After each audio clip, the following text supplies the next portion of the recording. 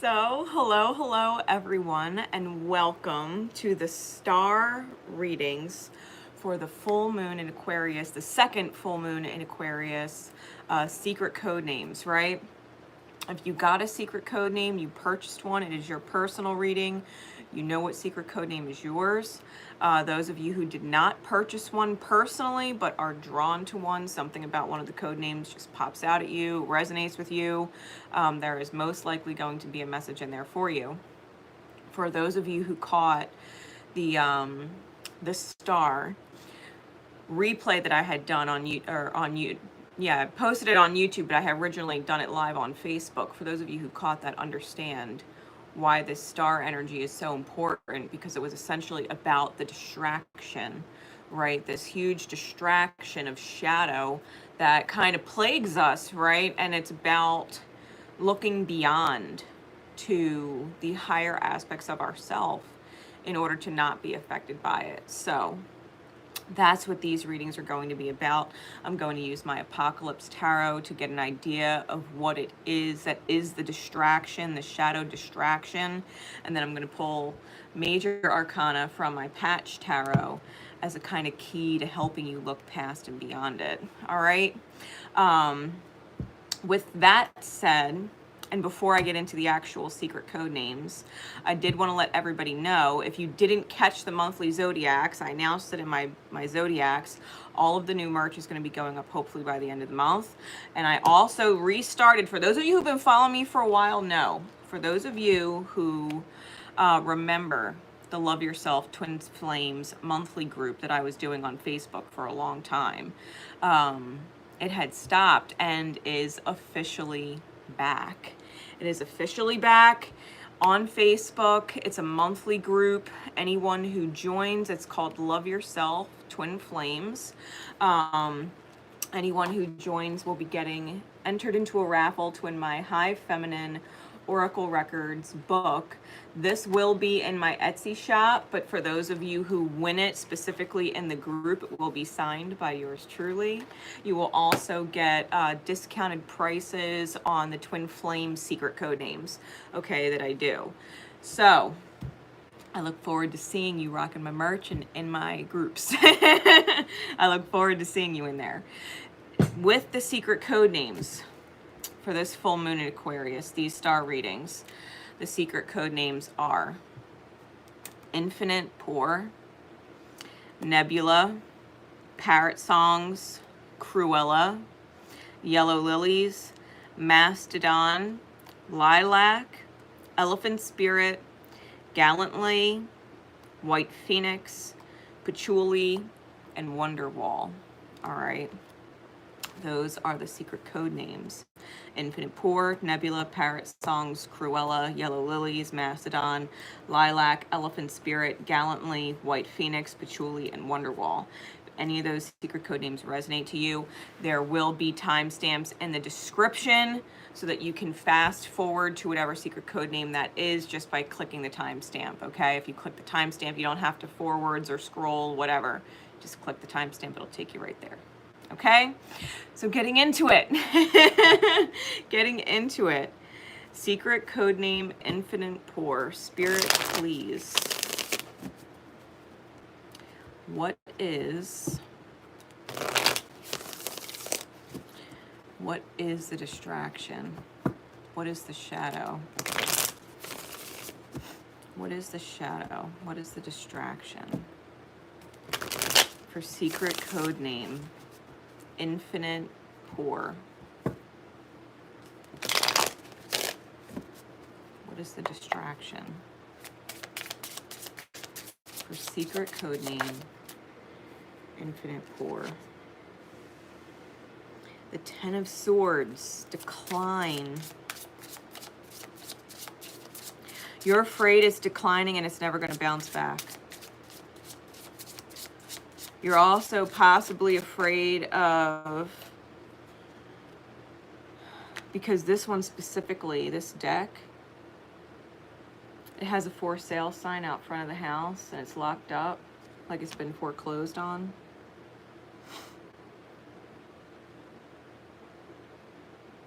You might be That might be a serious fear of yours. And the cycle of life and death, the Death card. The Ten of Swords with the Death card, you might actually have a sincere fear of dying, or that someone would die. And you wouldn't be able to live your life. Five of Swords is on the bottom. You shall not bear false witness against your neighbor. Enlightenment and strength is on the top.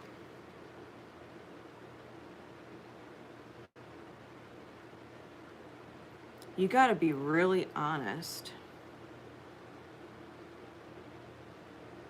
You got to be really honest. This particular card on the bottom, the Sword of Truth is laying across the Holy Bible, and there's dollar bills, $100 bills sticking out of the Bible. Bearing false witness against your neighbor is like lying to someone, even that you live with, because technically your neighbor can be someone who you live with right in the house.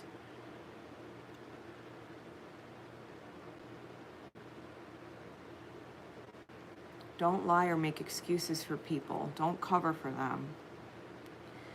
Likewise, don't vilify them if they're not technically vilifiable. And when we're talking about the Star card, we're talking about spiders, right? And there's spiders in this card. The spiders are the story weavers, those that manipulate, those that trap, those that spin a beautiful tale and make it something that it's not, to take advantage of you and drain your life force energy. Be careful that you or someone in your environment isn't doing this to you. Because even in the Death card, like, there's the Reaper whose sickle is sticking the Christ on the cross, and the blood is flowing into the cup. Literally the life force energy draining. Be really aware that you're not hanging someone on a fucking cross that they can't get down from,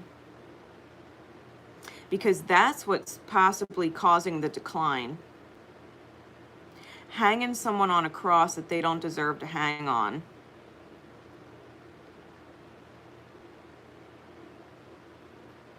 Be really aware of that.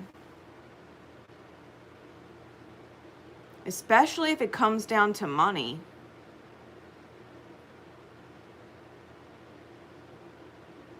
Because that money sticking out of the Bible is really standing out to me.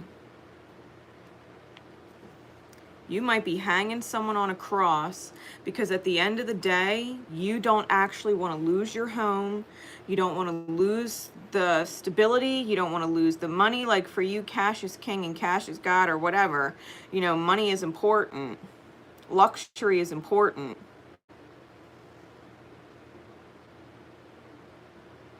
And you might be hanging someone on a cross because you're afraid to lose it all and you want them to snap out of it, but you're hanging them on a cross. It's only going to kill them, and it's only going to put this life you have up for sale. You're going to be locked out of it. I think that's the fear. I think that's the distractive, the thought in your mind, in your subconscious mind, right? That you're not actually talking about out loud. The subconscious is what's inside our heads that we don't talk about.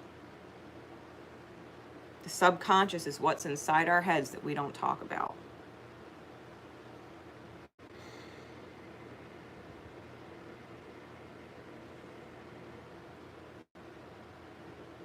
There might be a serious fear of losing luxury.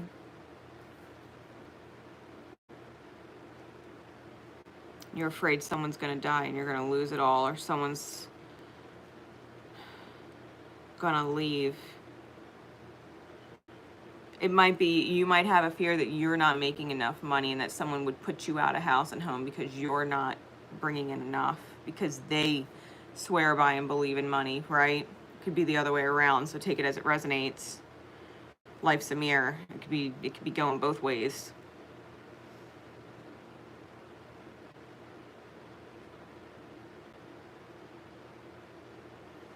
The distraction is the whole money issue.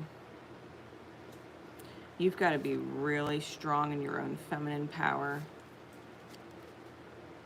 What's the key out, Spirit, please, with the Patch Tarot? What's the key out? You got to recenter and meditate.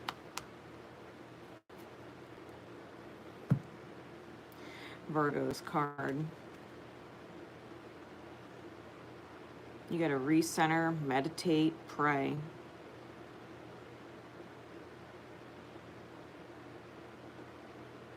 Get in touch with your higher self.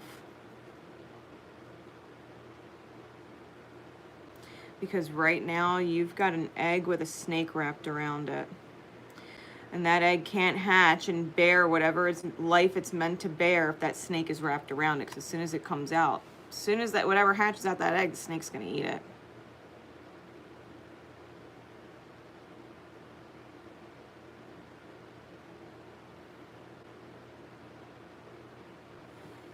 The shadow. The lies will ruin it. Infinite poor. You have to make sure that your love is on point. Your love is on point. Your nurturance is on point. Your compassion is on point. You can't be snapping at whatever because you've got a fear in there that you're afraid to lose whatever life you've got. Especially if it has to do with courts. Because you can see this Five of Swords. He looks like a judge sitting in a chair. He's got the javelin, the javel. I think that's what they're called. Little hammer.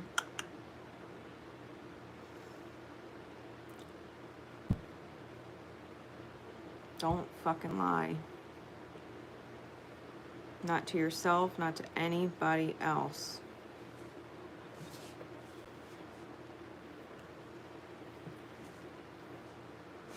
You might have to have a real talk with your partner about your fears because they're coming out in your actions. And if they're not addressed or reassured, you might have a serious issue with something legally. Like in the event of death, you might have a serious issue with it. And if you don't address the issue, it's going to come out from your subconscious into your actions. And that's your distraction. So you've got to meditate on it. You've got to call in your angels and be like, angels, I know I need to address this shit because you know what? I'm not happy with X, Y, or Z. I'm not happy with X, Y, or Z. I don't ever want to worry about my life. I don't ever want to worry about losing my home. I don't ever want to worry. I need to address it. And be okay with whatever the result is. Be okay with whatever the result is.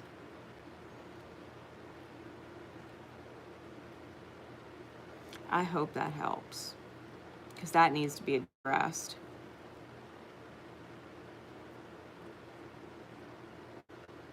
Because if you're worried about things like that, or you're unhappy over things, then you are hanging someone who is essentially innocent across because they have no idea why you're coming at them. Why you're picking fights with them, because that issue on your subconscious is really fucking bothering you more than you might accept or acknowledge, but it's affecting your actual relationship because it needs to be addressed. If you don't like the arrangement, it needs to be addressed. I hope that helps.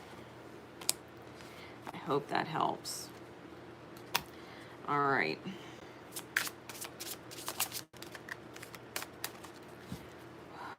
Secret code name. Nebula. Secret code name Nebula. Spirit, what is the distraction? What is the distraction?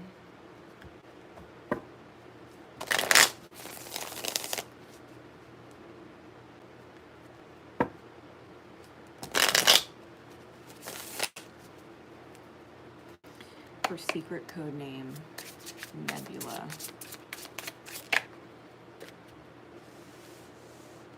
The Chariot, the expulsion from paradise. An eccentric, the 8 of Wands. You're afraid that quote unquote God, oh look, the stars on the bottom. You're afraid that God, the universe, whatever you want to call it, is going to pull the rug out from under you. This card, 8 of Wands, this is like the creator card. Salvador Dali on the card. He's an eccentric. The 8 of Wands, traditionally in tarot, is when the divine communicates with you, right? Epiphanies, divine downloads, getting the messages, getting the inspirations in order to move you forward. God is an eccentric. He's a maverick. And he's OCD about it. Creation. He's meticulous. If the rug gets pulled out from under you, why? This is what you're afraid of. Being afraid of it is why shit happens like that. Because what you fear appears. Why does the rug get pulled out from under you? Because there's fears. There's fears that you're running off of. You're afraid that if you're happy, it's going to get taken away from you.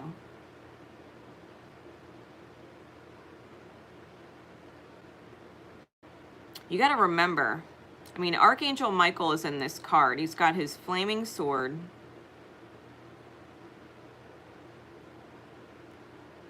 You've got the bull and the lion driving the chariot. You know, you got to make sure you're not being super fucking stubborn with your ego.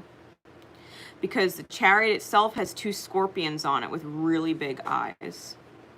Scorpions sometimes represent self-betrayal. Because they can sting themselves and kill themselves in order to avoid a conflict with something bigger than them.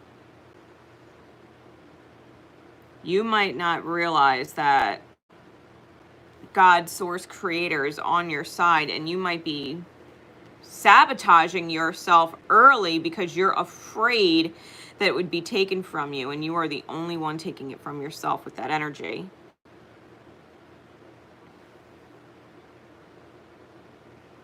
You might also be afraid that, you know, especially if you're in a situation where someone is holding something over your head, like holding it over your head, like threatening to take it from you, like it's your sweet spot or something that brings you joy, and if you don't do this or you don't do that for them, then they're going to take it from you. Because we're talking about the distractions, right?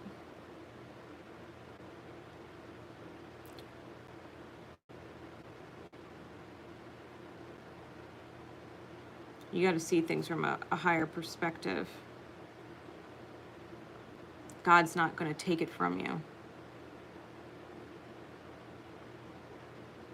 As long as you're in alignment, as long as you're following his eccentric, maverick, you know, meticulous method to the madness, you don't have anything to worry about. It's almost like the creator gets super fucking excited when you click and you get it. When you understand the alignment, when you understand the consciousness, when you understand the angel of the self, the lamb of the self, the commitment of the self, the you being your own creator, right? All of the different symbols around this, the innocence of the self, right? We've got the paintbrush and the palette. We have the headdress that you see sometimes the Pope wearing. You know, we have Mother Mary, and we have the cross, and we have the angels. This is what is spinning around in the creator's mind. Commitment. Being the creator, the one who paints the reality in the picture. The innocence right? Beginner's mind. The Virgin Mary, the forgiveness of the self, the Christ consciousness, the forgiving of others, the compassion, the mercy, the no judgment, the angels, the guardian angels, those that listen to the angel on our shoulder.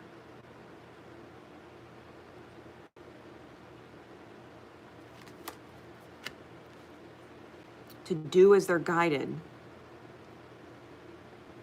To paint their reality. Like he's got butterflies at the tips of his mustache. You know what I mean? Blue and pink. Masculine and feminine.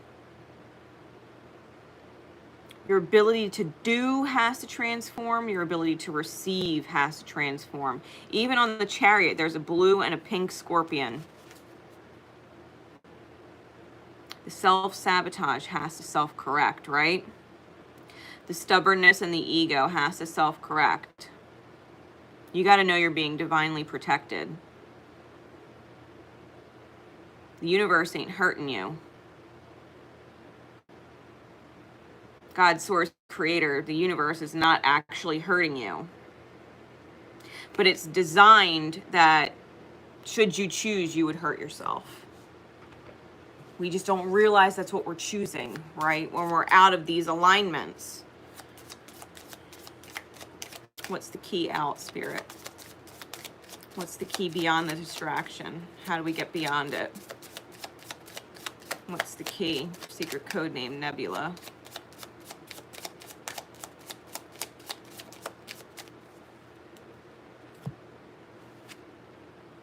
Nurture. The Empress. You're the divine fucking feminine.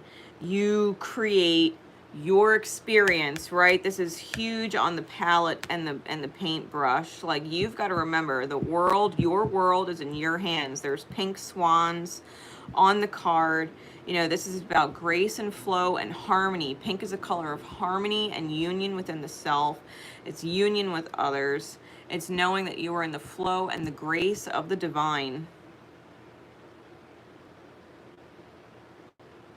And it has the crown chakra on the shield. You've got to connect with your divinity. Know that you are the divine. You, on a very high soul level, are the eccentric, are the maverick, are the creator that's meticulous. Your soul is meticulous. It's a perfectionist. It's mad with how, and when I say mad, I don't mean angry. I mean mad as I mean wild and crazy. Insane. Chaotic. Over making sure that it works perfectly to heal. You left no stone unturned as the creator. You made sure that it was meticulously perfect so that the healing inevitably would have to take place in the highest good of all. That there is one way to create heaven on earth, and that's alignment. You can't self-sabotage. You can't fail yourself. You can't not forgive yourself. You can't think you know all the answers. You can't think that you're being punished or hung on a cross. You can't think you're being shunned or discarded or hated by society. You can't not commit. You can't not ignore the little angel on your shoulder and listen to the devil. You can't. Not if you want it to work, right? You're the divine fucking feminine. Nurture the world you want to create, the reality you want to create.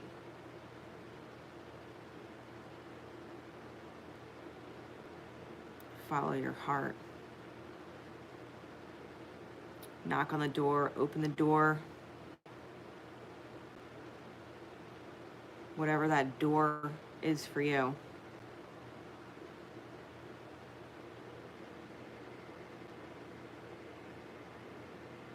Let your soul song sing. Go with the flow. Go with the flow of your soul. Listen.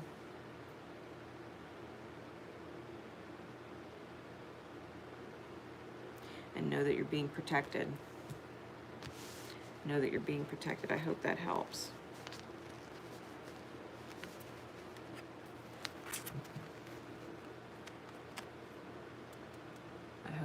helps.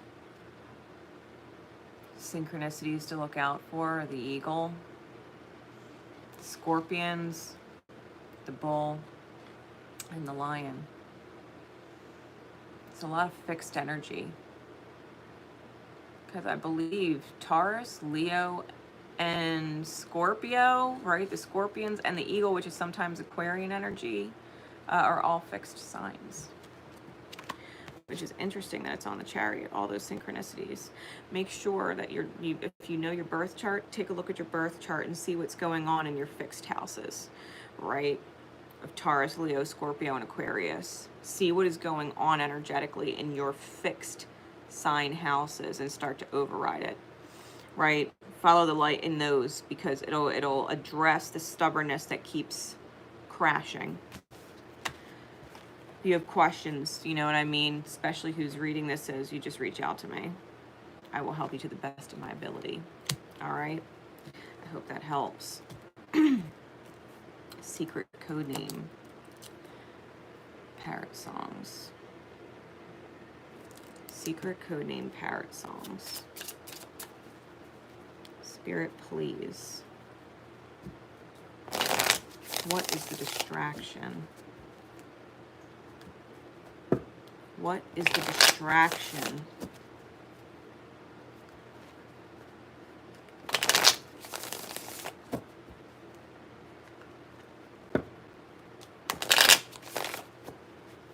What is the distraction for secret codename Parrot Songs?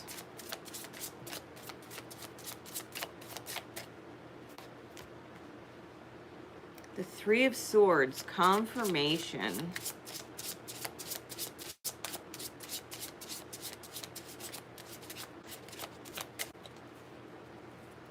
Are you seriously afraid that someone's going to take your peace away? Or that you've sinned? The Queen of Swords, the Orthodox, or Queen of Wands, the Orthodox Church. Seven of Pentacles, you shall not covet your neighbor's wife and property.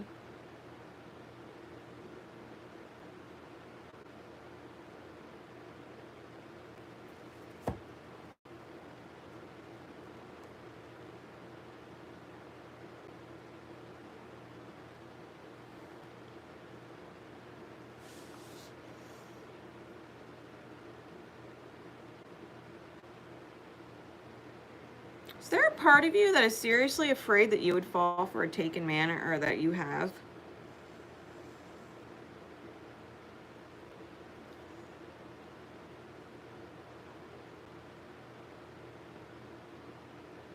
Or part of you that is afraid of being a sinner or being gossiped about? Right, secret code name Parrot Songs. Parrots tend to repeat what they hear.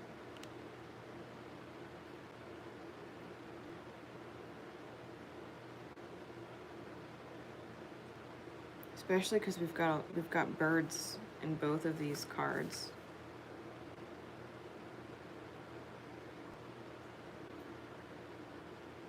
We've got doves or pigeons here. Pigeons. We've got a chicken in this one and a goat.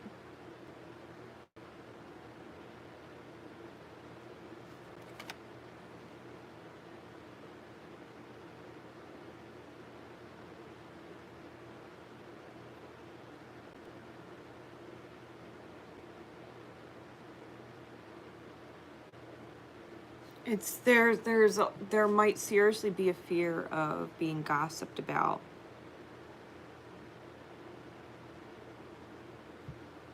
Afraid of rumors.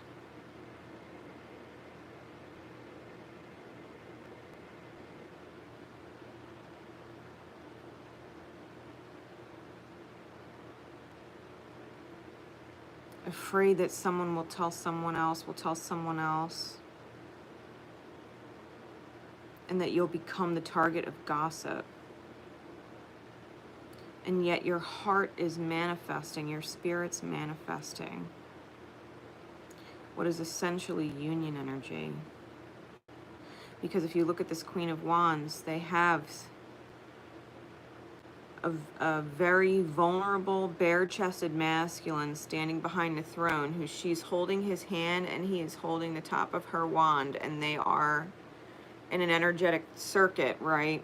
Connected to each other.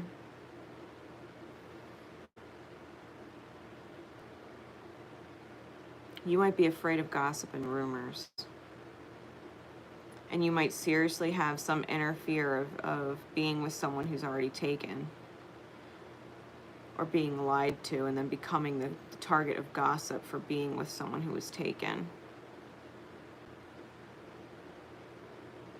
Confirming your fears. The Three of Swords, it would crush you. It would crush you if you were to become the target of gossip. It would crush you to find out that the person you fell for, or the person you manifested or feel like you manifested, was actually with someone else. It would crush you. There's a fear there.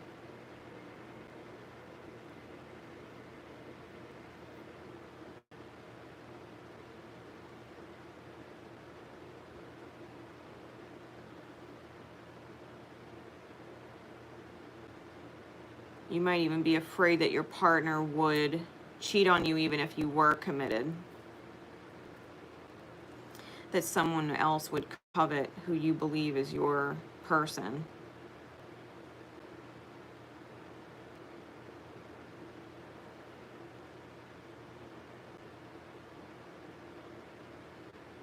That you'd be that person who got cheated on.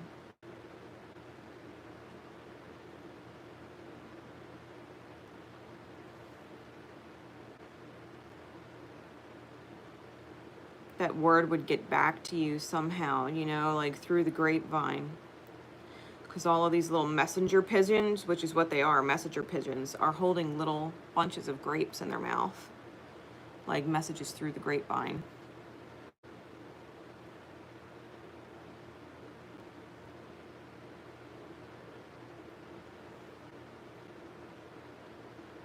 You might have a serious commitment fear. What's the key out, Spirit, please? Because that's the distraction. That's the shadow. That's the distraction, keeping you from your highest self. Keeping you from integrating.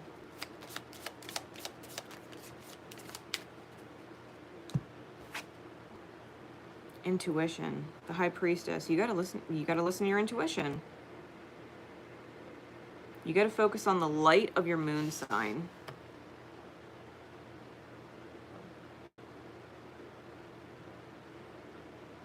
You know that you really do like someone.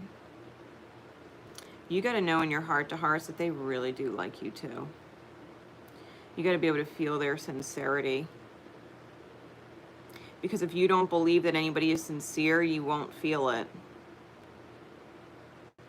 And you'll push them off or keep them at arm's length. You wouldn't let anybody close with this fear. This has to be addressed in the subconscious. If you don't want people gossiping, then spread the truth. And before you go spreading truth to the quote-unquote common folk, make sure you talk to your person and decide what the truth is. That you're interested with each other truly and are committed to that, or if you really are just acquaintances or companions or confidants, friends, whatever. And that's the truth, so that the rumors don't spread. If you want to do or take a relationship to the next level to where it would be a committed relationship, then make sure that you do diligence, you know, make sure that your fears are unfounded, you know, that it would take the proper steps.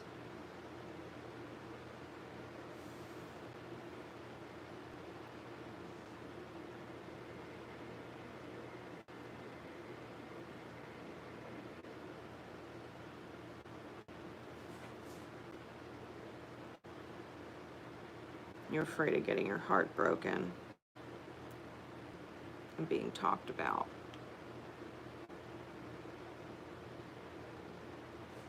And you're definitely afraid of being with someone who's taken. So listen to your intuition. If it's a good idea, it's a good idea. And if it's not, it's not. If your gut has a bad feeling and it doesn't feel right about it, you got to let the shit go. And if you do have a really good feeling about it, then you got to trust it's going to work out. If you take the right steps and you're honest. And if someone is not willing to take the right steps with you or for you, then you got to let it go. Right, then you got to let it go and you got to move on and trust. I hope that helps. Secret code name. Cruella. Secret code name Cruella. All right. Spirit, what's the distraction? What's the distraction that's plaguing them?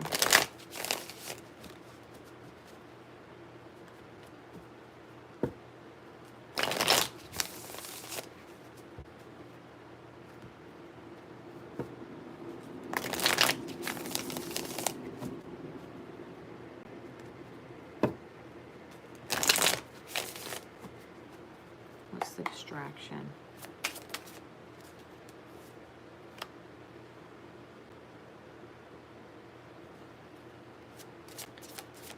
Protestantism. The Queen of Swords.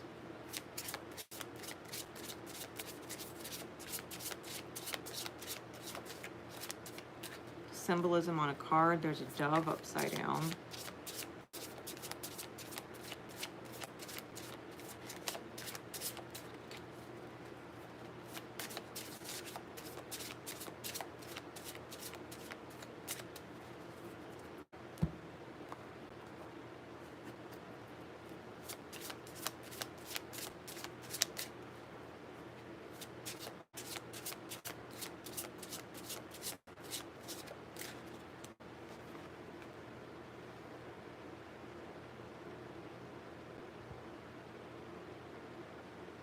You got these figures holding books, other people holding a sword. This really nasty looking feminine energy with a crown, right? The Queen of Swords that is sticking a knife in what looks like the princess and her child.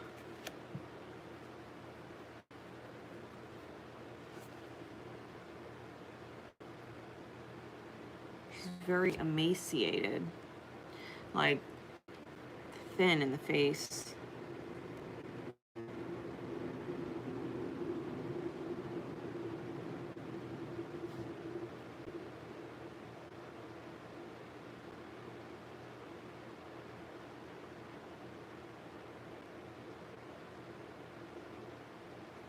I'm not personally familiar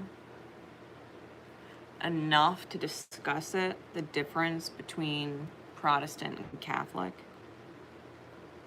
But this is the Protestantism card, Queen of Swords.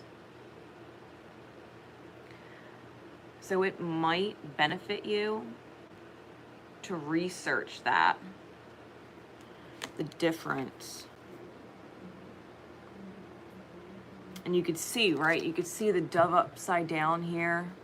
It's almost like it's pinned to the wall, hanging upside down. You've got Christ here and another masculine figure here, and they're both holding the sword and drumming it down. And then there's this female figure and this almost, it's a masculine, but it's got horns, you know, figure, and they're holding up these books.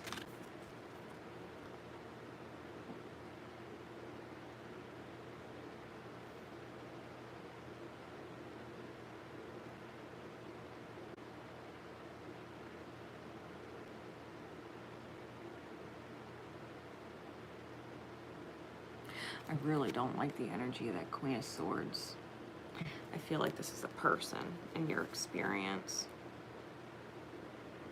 whose words are cutting.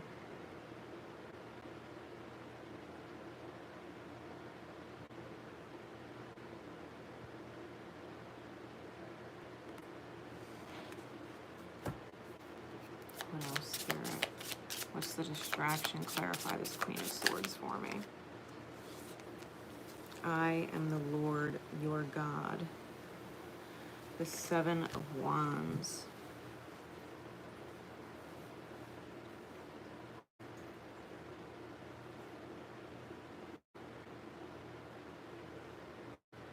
In this figure you have Christ, a portrait of Christ watching, a masculine, ready to beat his bride, the feminine.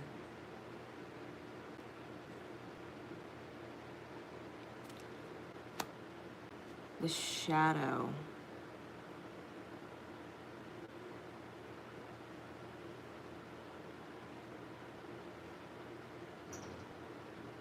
If you witnessed abuse, whether it was actual physical abuse or verbal abuse, right? Because the swords could be verbal. Psychological abuse with the wands.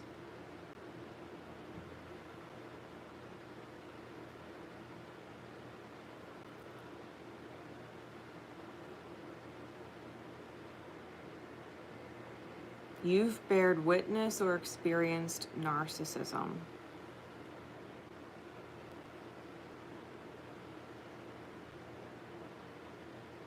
And I don't think there is a difference between this gentleman here and the Queen of Swords here.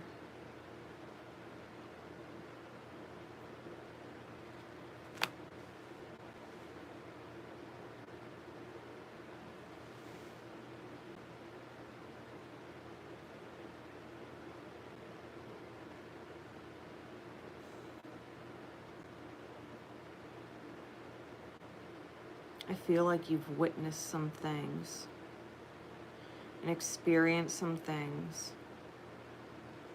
that are truly of that of a villain, right? Secret code named Cruella, a true villain.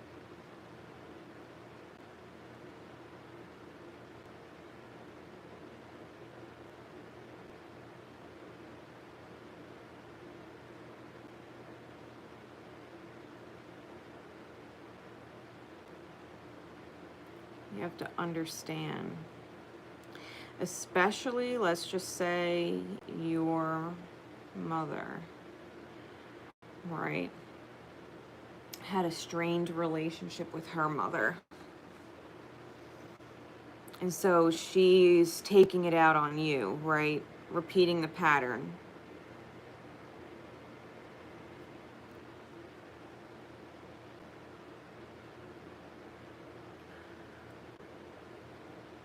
No different if you witnessed abuse, like your father and your mother, if you witnessed abuse and then found yourself in an abusive experience, right, that it repeated.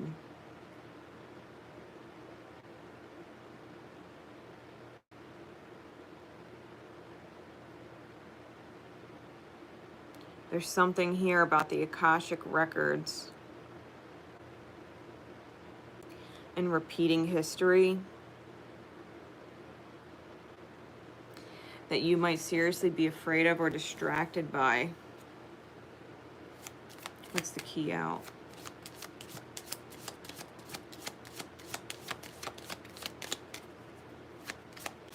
Like, don't think the higher doesn't see everything.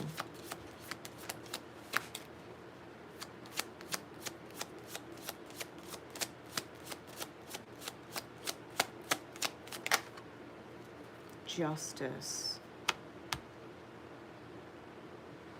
You got to believe in the balancing of the scales, where everybody else may hold regret, where everybody else may hold guilt, where everybody else may not forgive themselves. This is about making sure that your soul is as light as a feather, that you have no regrets, that you have no guilt, that you don't resent anyone, that you don't say things that hurt people, that you don't do things that hurt people, that you're not malicious.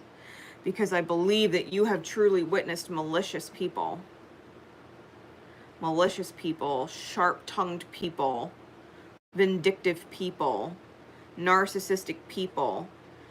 You've got to remember that your soul is free. Your soul is light. Your soul is free of all of those heavy burdens. That you're a good person. That you're not dipping into their cookie jar and eating their shit.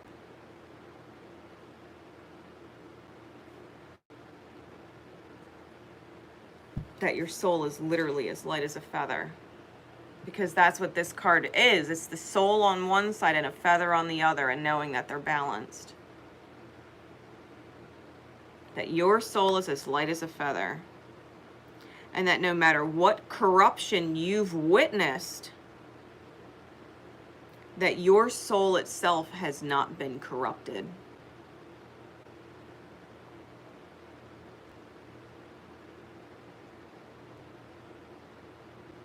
You are not a malicious person. You don't say things to hurt people. You say things because they're just. You don't do things to hurt people. You do things because they're just. Your soul is not corrupt. You understand? Your soul is not corrupt. You are not a villain. You have witnessed the villain. Especially if you think of Cruella, because she plays off this air in society like she's not a villain. She's a proper member of society, and yet she's fucking crazy and does crazy things that are ridiculous, like killing dogs and stealing them from people. You know what I mean? To make a coat.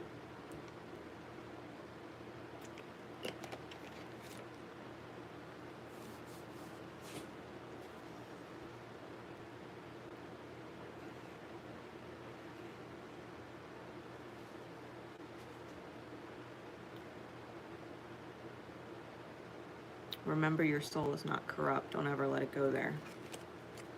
Don't ever let corrupted people whose soul is heavy, put that weight on you and corrupt you, that you would snap back at them and become them, even for a moment.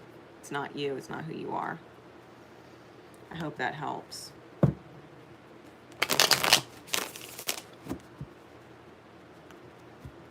hope that helps. Secret code name, Yellow Lilies.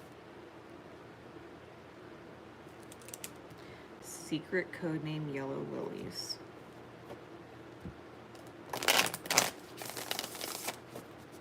Spirit, please.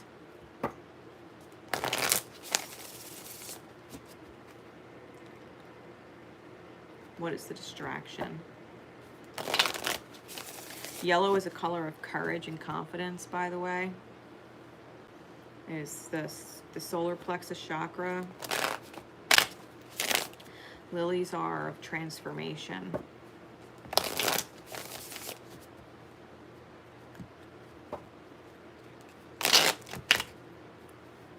Something's tickling me.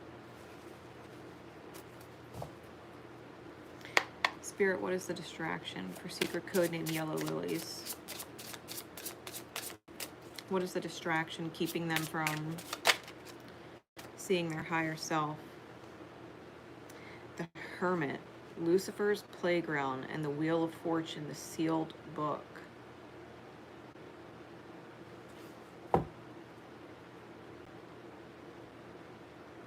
You feel... Look at the symmetry, right, of these cards, where you have the spinning snakes here, the wheel of snake heads spinning around and tangled around the self, and then you have the Wheel of Fortune here.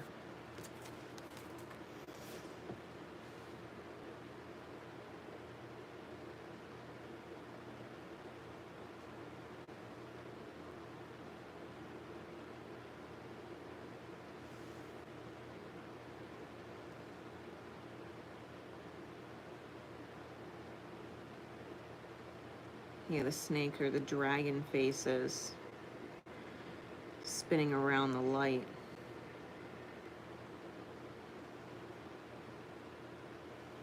Feeling like you're split in half.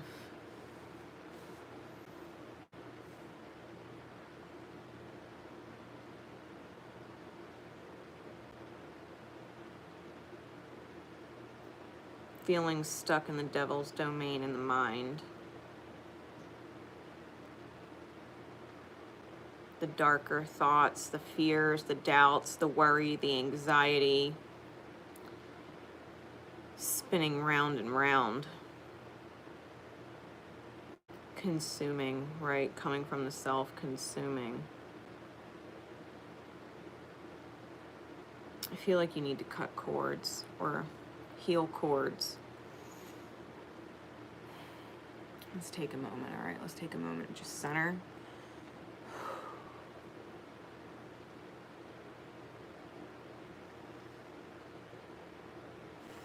Connect to that divine white light. Let it come through your crown. Let it fill your being.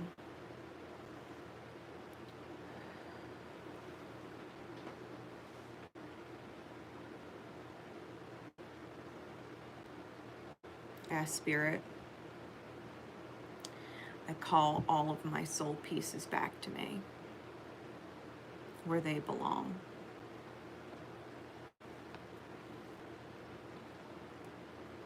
And I return the soul pieces of others to where they belong.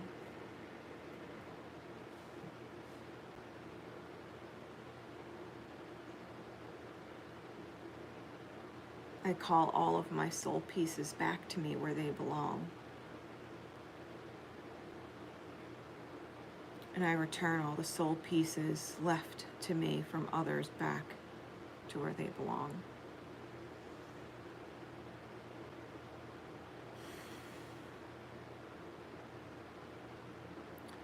Breathe in deep. I call all of my soul pieces back to me where they belong. Exhale. I return all the soul pieces of others that were left to me to where they belong.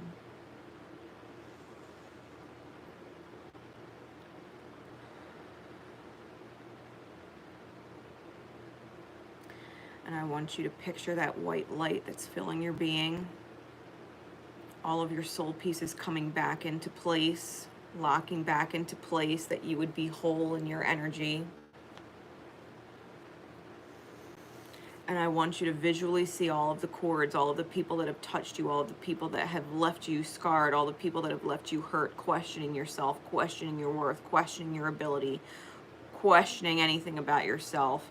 And I want you to send that white light out through the cords, like live wires. I want you to send that white light out through the cords, healing it to the source. Healing it to the source of wherever the cord came. Send that healing white light through all of the cords, all of the connections coming off of you. Let them reach whoever they came from so that their beings can glow in that same white light, so that that white light can fill them. And then let the cord just release off of you. Just just go back to wherever they needed to come from. So that your being is free of all those cords.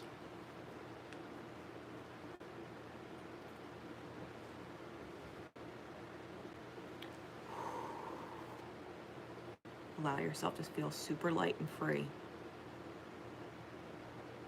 Close your eyes, in your mind's eye, visualize your light being glowing in that white light, free. Do a somersault, fly, spin around, do twirls. You're fucking free right now, okay?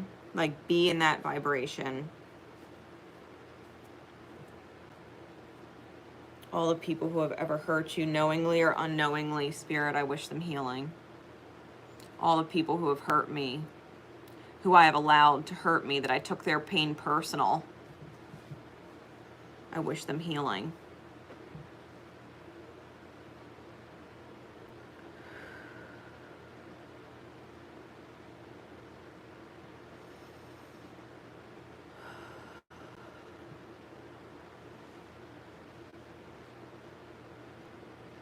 They're not a part of you.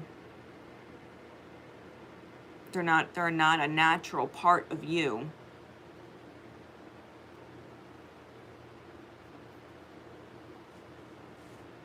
Their history, their wounds. They don't belong to you to carry, to continue moving forward, to continue to ripple. It's not your wounds. It's not your wounds.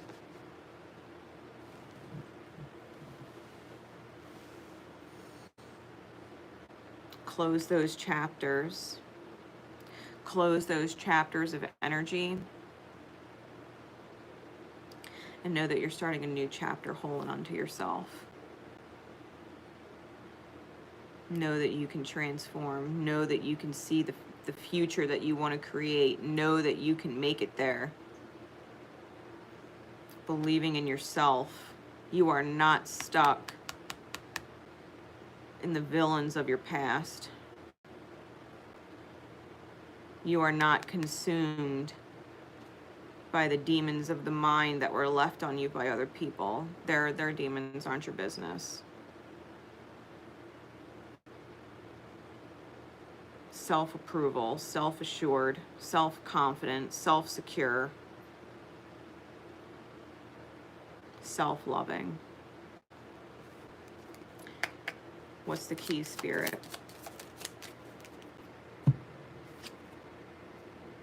Nurture. You're the Empress. You're the Divine Feminine.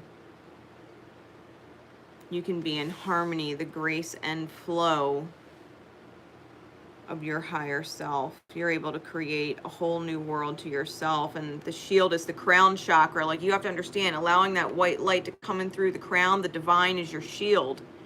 You being in your light, you being able to radiate light, to go back to that visualization anytime those demons try to swirl around in your mind, be like, no, and you call in the white light and you disconnect. You send out that healing and you disconnect. You call your soul pieces back and you disconnect. They do not define me.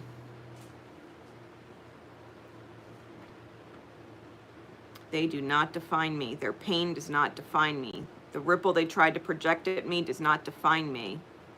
I am divine. The universe protects me. I am balanced within. I trust myself. I am capable.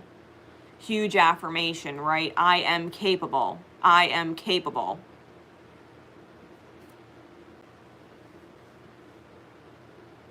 Do not neglect yourself. Nurture yourself. Love yourself. Take care of yourself. Other people can wait. Other people's crosses to bear. Other people's problems are not your problems. It's not your priority. Your priority is your peace. Your priority is what you're creating. Believing in your capabilities.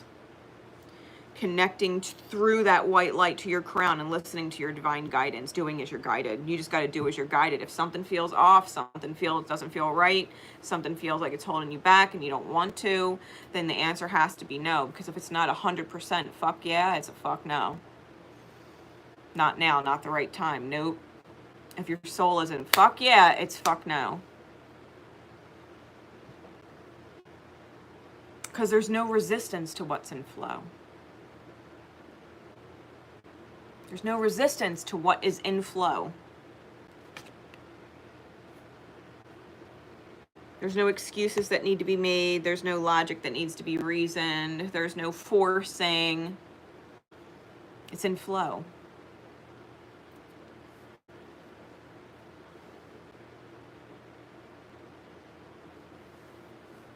You shouldn't be forcing yourself to do anything.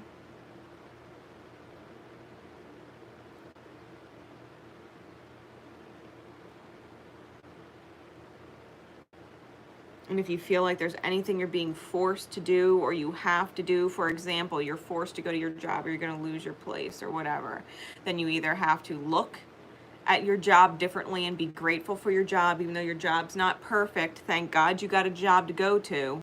Or you got to start putting in resumes and applications to different jobs. Or you got to find a hobby that when you go to work, you actually can't wait to do your job and get it done so that you can come home and do your hobby. Find a creative outlet. And everybody else is going to have to wait. because you got to prioritize yourself. Don't feel like fortune's door, destiny's door, or anything like that is sealed from you. You can unlock it yourself. You can unlock it yourself. You go through your transformation. You lay the old self down to rest so that your new self can thrive, your light being. I hope that helps.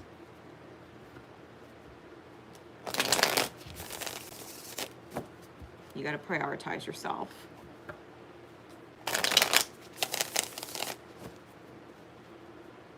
I am capable.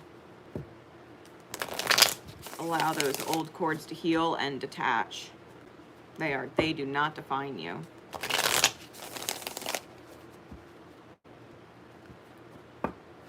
All right.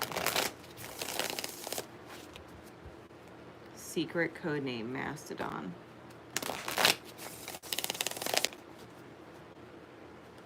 Secret codename Mastodon.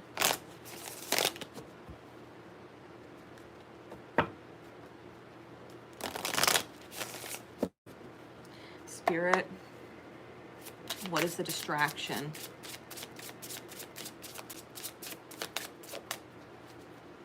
What is the distraction? The truth.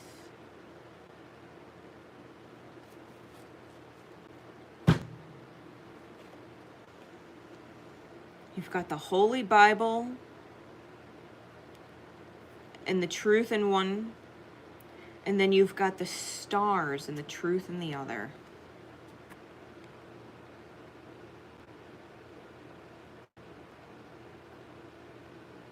The truth.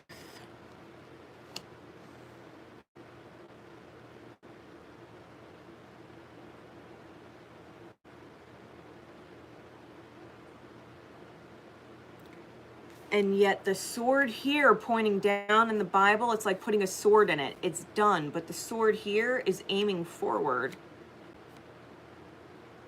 It's pointing forward. It's angled up. It's forward. It's an incline.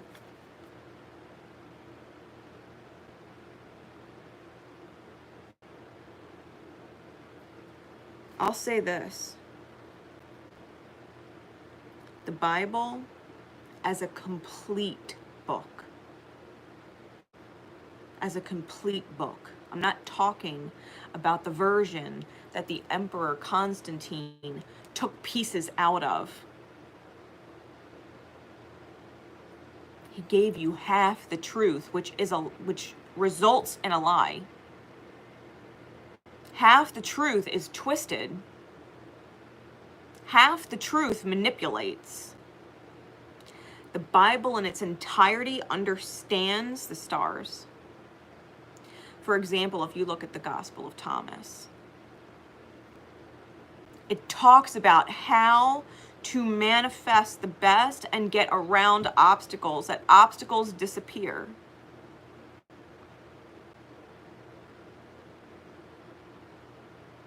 Willing the mountain to move, and so it does.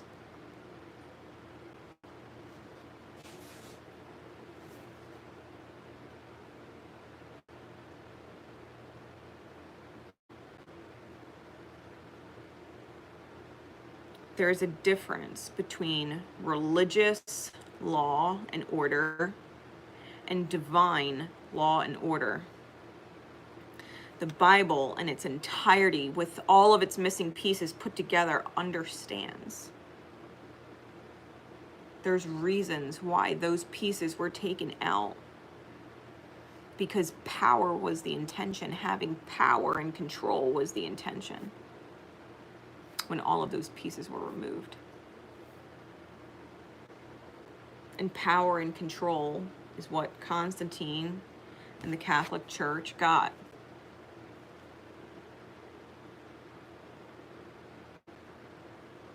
But there's divine law, there's universal law, there's the law of oneness, the law of frequency and vibration, the law of like attracts like, the law of gender, the law of all of these things. The law of gender being duality.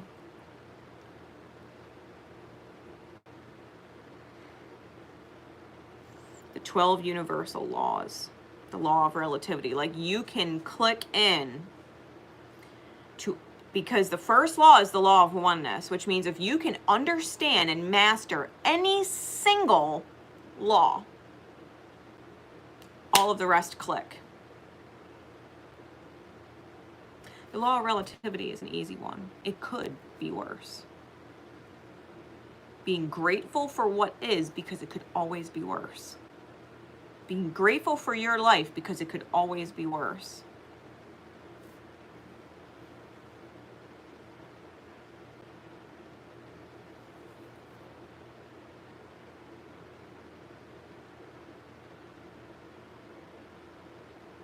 The truth, you might be torn. You might be torn within yourself between religion, right? Especially if you grew up in religion, and the new, right? Learning all of the new about universal law and energy and how to manifest as a spiritual being, as a light consciousness. But if you think about a mastodon, right? A mastodon is an ancient relative to the elephant. If you go back in, genetic lineages and evolution, the mastodon is an ancient relative to the elephant. An elephant never forgets. The elephant might be the new, but the mastodon was one of the originals. The ancient version of it. The Holy Bible might be the new, but there's an ancient version of it that it came from. The mastodon, in the now, you can't forget where you came from. The stars, the divine, the light, consciousness, the creation. You can't forget. No one can forget. We all have this archetypal energy, right? Mastodon has come forward as a spirit guide for every single person who crosses its path today, or any day in divine time. You got to remember, the divine, the cosmos, the belief in that came before the Bible.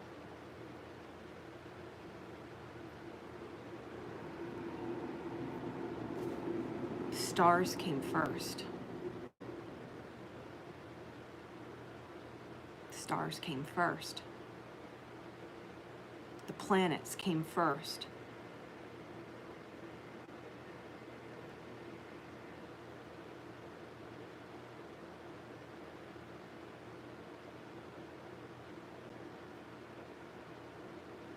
I find it interesting because the stars are the past, and yet it's the stars that are looking towards the future. It's this figure that's looking backwards.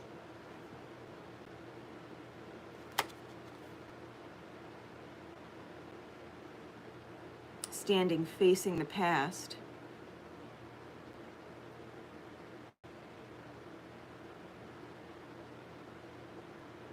And it's the person that's looking in the telescope, looking at the stars, that's looking at the future.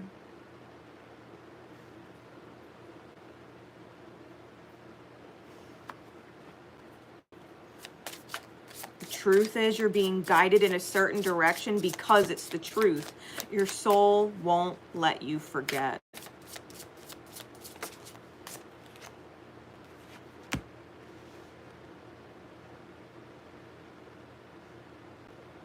The Three of Cups, matrimony.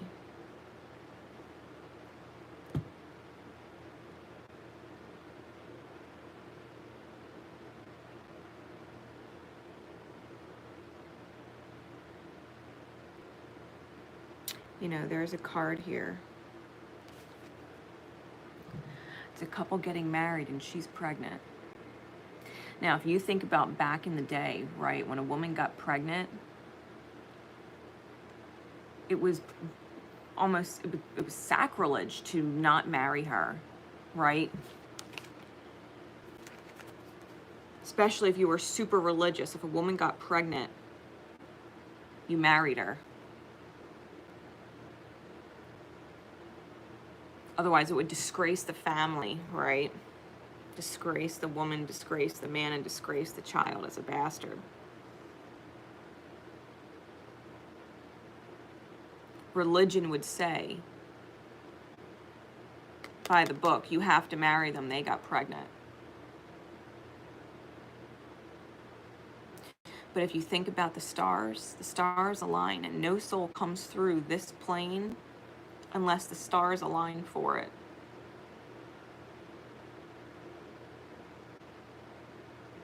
Don't feel like you are trapped in something because of religion, ever. Or that you would be punished. It's not about punishment. If you don't do this by the book, you'll be punished. It's not about punishment. It's about living out the stars, living out divine order, living out the soul healing. There's a reason why you would cross this person and XYZ would happen and you would end up forever connected to them. Because it was in the stars. It was written in the stars.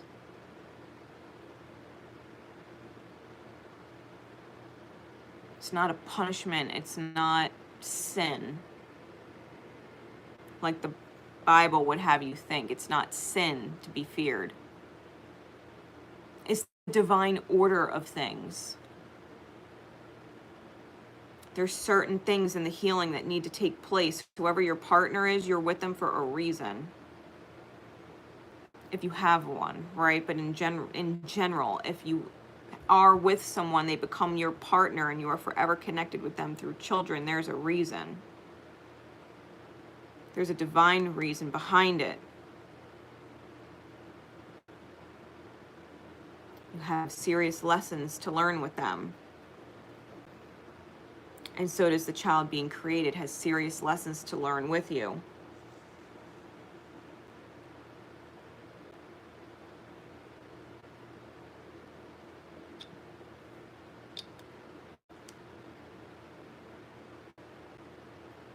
It's a commitment to the healing.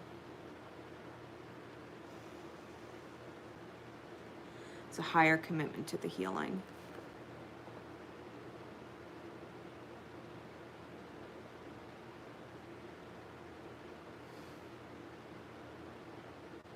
The 144 is on the top of Christ's cross in the background. The 144. If you've ever heard about the 144,000 souls here that are meant to propel the world forward, to remember where they came from, to remember the divine union of our existence. You know, we're not humans here necessarily trying to remember our soul and integrate our soul. We're a soul who is learning about itself through a human experience inside this incredible solar system. It's a system.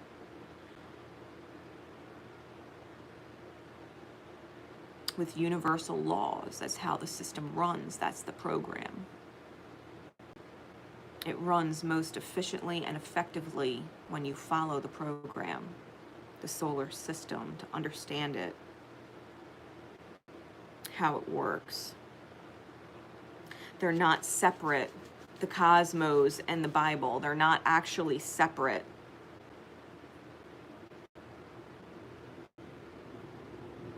But the cosmos has the answers to a lot of missing pieces that the Bible lost in history. The version of the Bible we have today is not complete. But the solar system, you can't make it incomplete. You can't just say, you know, fuck Jupiter, let's blast it out the sky. You know what I mean? The soul can't forget.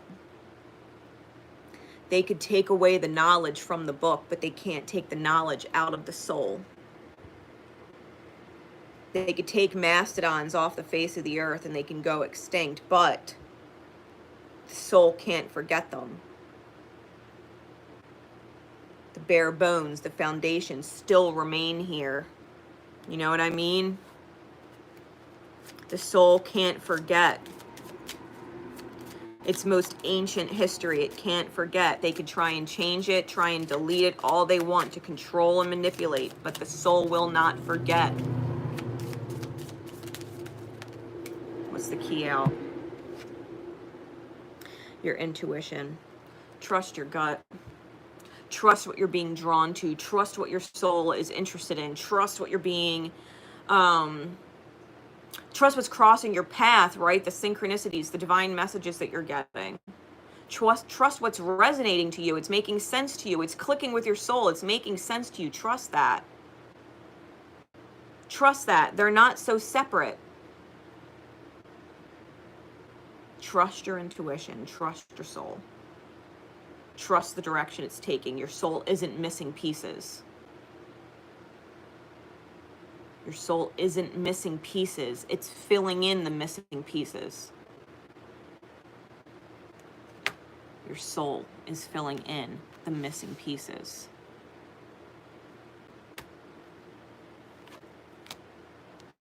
I hope that helps. There are no mistakes. There are no mistakes. The universe does not make mistakes. The divine does not make mistakes. It is complete. And it's getting us there. It's getting us there in this experience. I hope that helps. All right. Secret code name. Lilac. Secret code name Lilac. Spirit, please.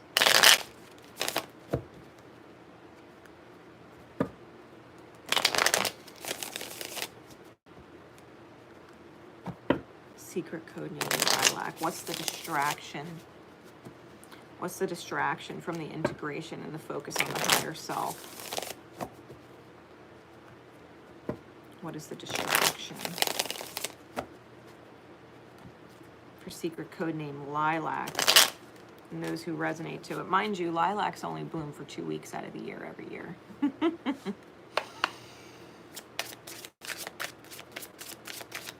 I love lilac. They're one of my favorite flowers. The Knight of Pentacles teaching.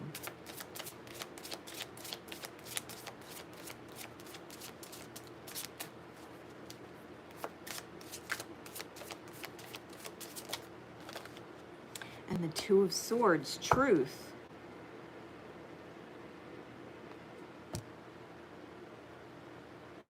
The Hanged Man, the Savior, is on the bottom.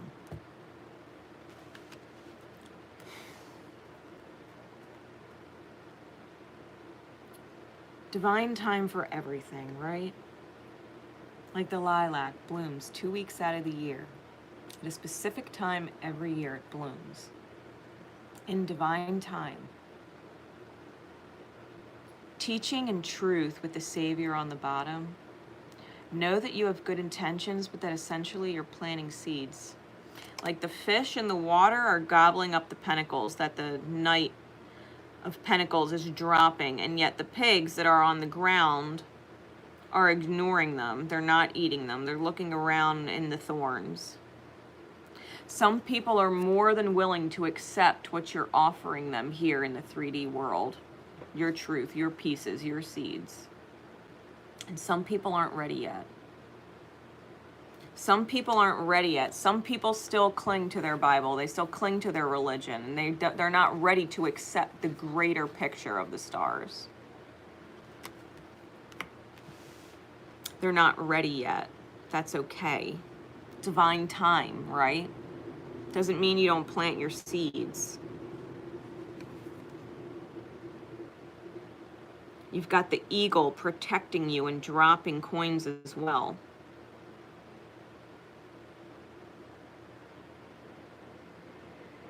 The eagle, Archangel Michael, and Aquarian energy. Higher perspective.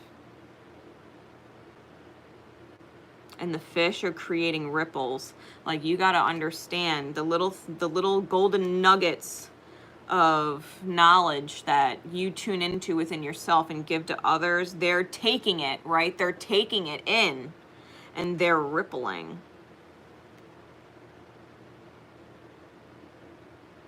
You're being divinely protected.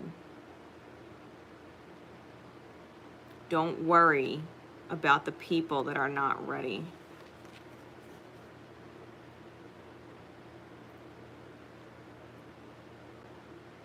Because the truth is the truth. You don't have to feel stuck between a rock and a hard place. You just have to do as you're guided and not worry about the rest.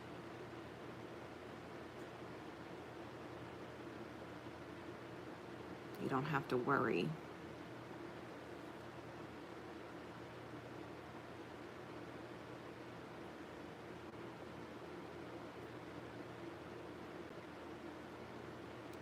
Some people would crucify the hanged man as a fucking idiot for hanging upside down and viewing the world like he does. But the hanged man makes heart over head decisions. He doesn't put logic first. He puts what he feels first. And you do the same thing, and some people might think you're an idiot. There's a reason why you're being called to do it, and it has a lot to do with your stars. You might have some seriously strong Piscean and Aquarian energy in your chart.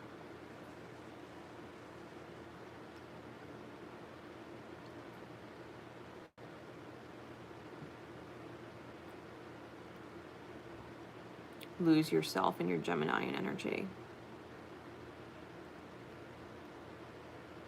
You might have some kind of planetary or luminary malefic in there, like Lilith or Chiron or something.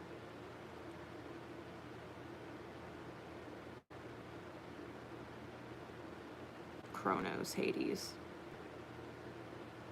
You need to remember who you are and that you are a teacher. You're not a savior. Nobody can save anybody but themselves. You can be your own savior by being in that perspective, that heart over head type of mentality. And know that you're rippling that way, but that everybody will grow in divine time. Everybody will be ready for that nurturance in divine time. Don't get distracted by the people who are not ready. Don't feel like you failed because you didn't ripple to them yet. Don't worry about it. You planted a seed. You're doing your higher work when you're in the alignment of trusting what you know feels good in the moment. No regrets. No regrets for giving to someone who wasn't ready to receive. No regrets. You're doing your cosmic work, your higher work. Don't feel like you're being punished or suffering because you're making mistakes. You're not. You know what I mean? Not when your heart's in the right place. Not when your intention is good. Divine time for everything. What's the key, Spirit?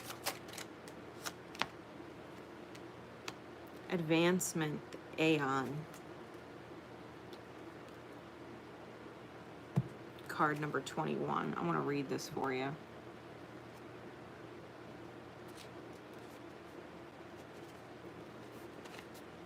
It's the Judgment card in this deck.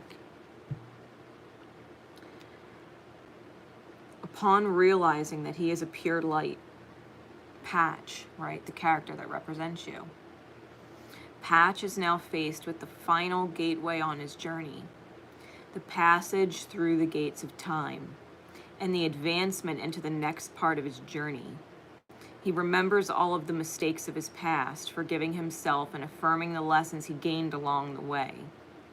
His personal changes have affected the world, and together they move through a state of transition.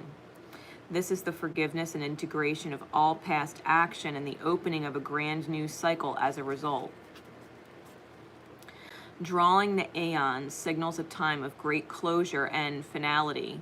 the ending of a chapter in your life and the advancement to a new level for you. This is a time to come to terms with the mistakes you made throughout your life and forgive them in order to accept the lessons you learned as a result. These experiences live on inside of you as memories, but no longer need to have any hold over you as you enter into the new era of your life. You were in an era of planting seeds. Forgive yourself for giving to people that were not ready. The people that were ready to receive took it and continued to ripple. Let all of your quote-unquote mistakes go. Don't move forward with them in your mind as mistakes. You were doing as you were divinely guided from your heart. No regrets. Don't ever regret your soul being beautiful. Ever. Realizing you are pure light. This is the key out. You got to realize you are pure light. Now you've got to move into a new time and place in your journey. This is not the past, and you don't have to give it to the pigs. The pigs will be fine regardless. Hell, any seeds that the fish don't get will probably wash up on the shore. They're going to get it regardless, from you or otherwise. The universe has a fucking way. That your personal changes have affected the world. I'm telling you, the fish that took your seeds are rippling. You've already made a huge difference. It's rippling. Your light's rippling. Already. It's time for you to move forward now.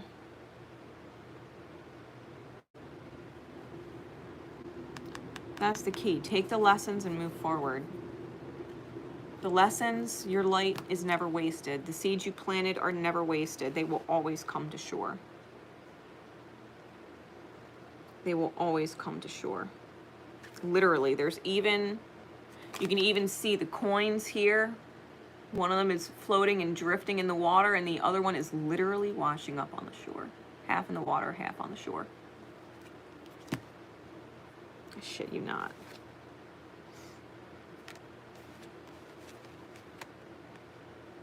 You're just doing your cosmic work, and that's the truth. Now you're moving into the next stage of it, right? That part is behind you now. Your ripple is already in effect. It's already in full effect. You got to remember you're a being of light, and no matter what you're called to do, trust yourself. Trust yourself as a being of light. Trust yourself as a teacher. Trust yourself as a teacher. And a teacher knows, a great teacher knows they are also a student, and the universe just taught you that your shit was not wasted. You didn't actually make mistakes. They felt like mistakes at the time, but they weren't. They weren't.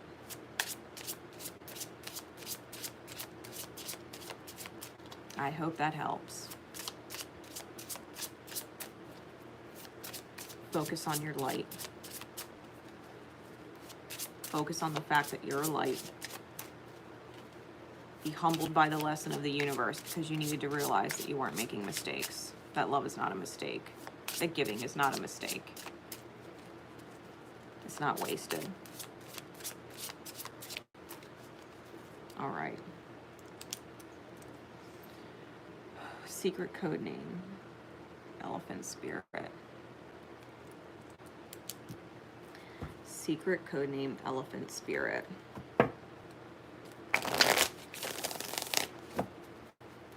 Spirit, what is the distraction? What is the distraction?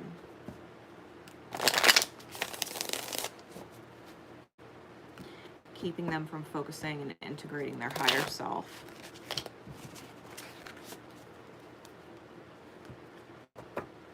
What is the distraction?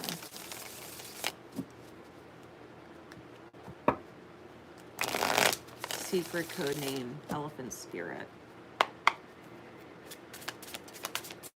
What is the distraction?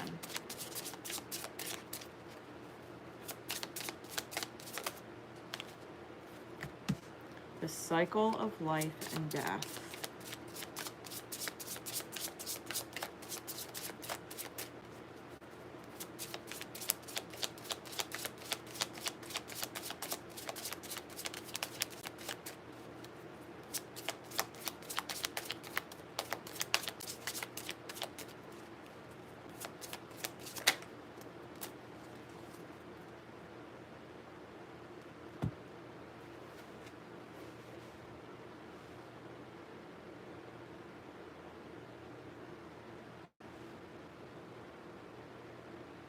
Clarified. This is the death card, right? The cycle of life and death clarified by the Queen of Swords, Protestantism, Two of Wands, hubris, and the Knight of Wands, transfiguration.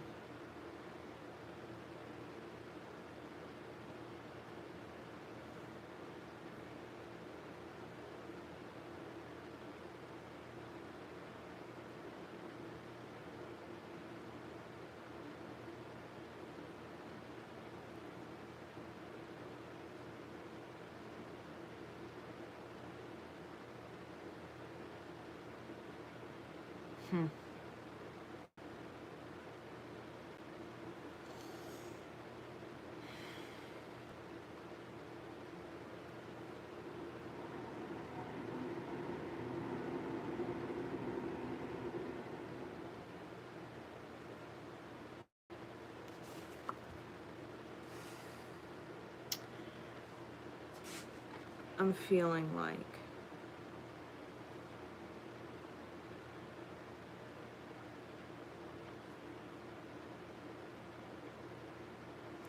a part of you wonders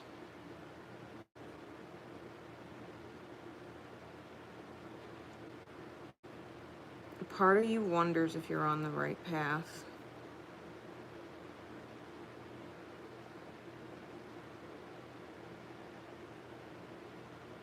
You might have someone in your reality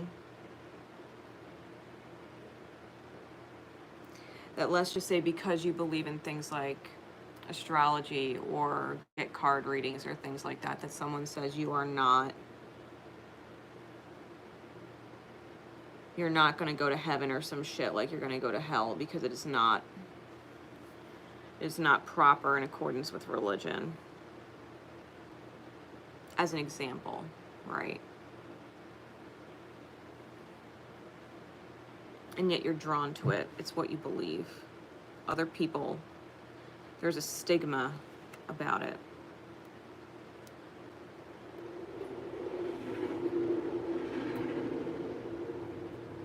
And yet you can still say, but I do believe in God. I do believe in Christ. I do believe in, angels and all of these things.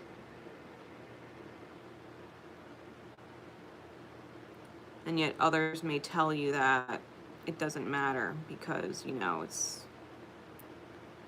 can't believe in the good book and what they would deem as pagan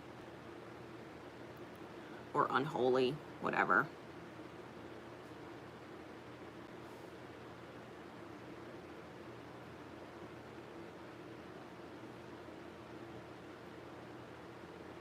You might worry about what's going to happen after you die sometimes.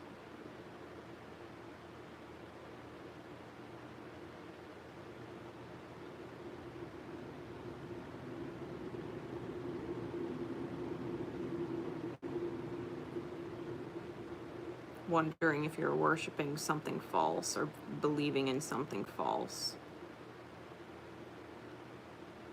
Torn between two things, two different, seemingly different things that are not so different.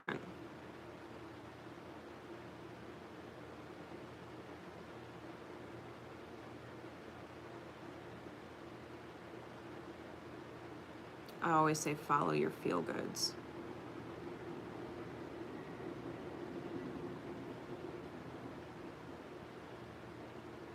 I always say follow your feel-goods, and there's a reason for that.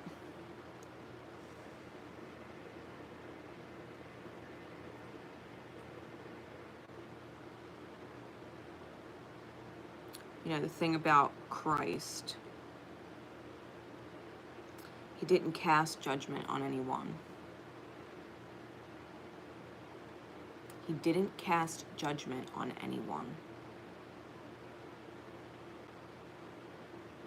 So anybody who would say that, you know, you go against the church or you go against Christianity or whatever because you do tarot or whatever, you're going to hell, or you're this or you're that, you should be worried for your soul. Are they not casting judgment?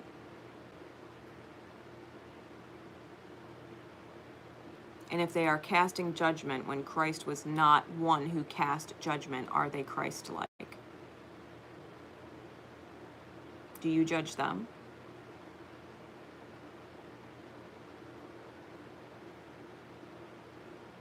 Do you judge them? Do you tell them they're going to hell for believing in Christ or believing in whatever they believe?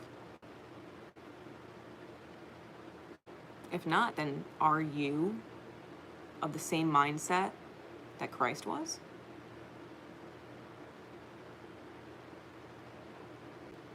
Are you not in alignment with that then?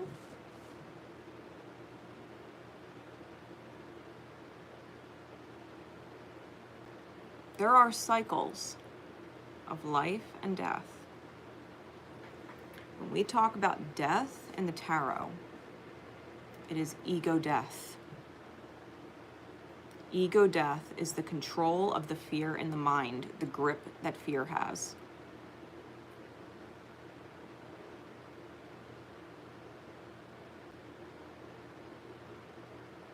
Others might be afraid, but you don't have to be. And anybody who doesn't believe what you believe or understand what you believe, like, you gotta know they're fine. They're not less than you or worse off than you or not equal to you. They're just at a different stage of their healing, a different stage in their understanding. Your job is to focus on yourself and lead by example. Now, I always go back to Christ on the cross, you know, the culmination of his life, his final words were, "Father, forgive them, for they know not what they do." You have to find forgiveness for people who would judge, for people who would throw stones at you, for people who would make you carry their cross, their burdens, and hang you on it. You have to be able to forgive them. They know not what they do. They're not aware.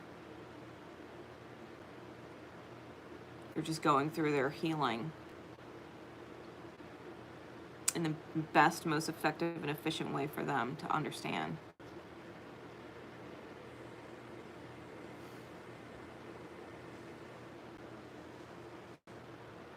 People in pain put their pain on others. Hurt people hurt people.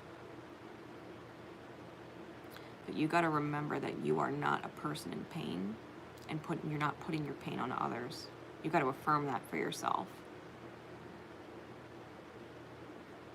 I trust myself. I create joy in my life. I self-approve. I love who I am. I know my truth. I know what I'm focusing on creating, what I'm visualizing for myself and my life. I trust my spirit. I trust my source, my creator, my higher power. I trust my angels. I trust. I'm humble enough to know that any one of us could be wrong. And that that's okay, because we'll figure it out.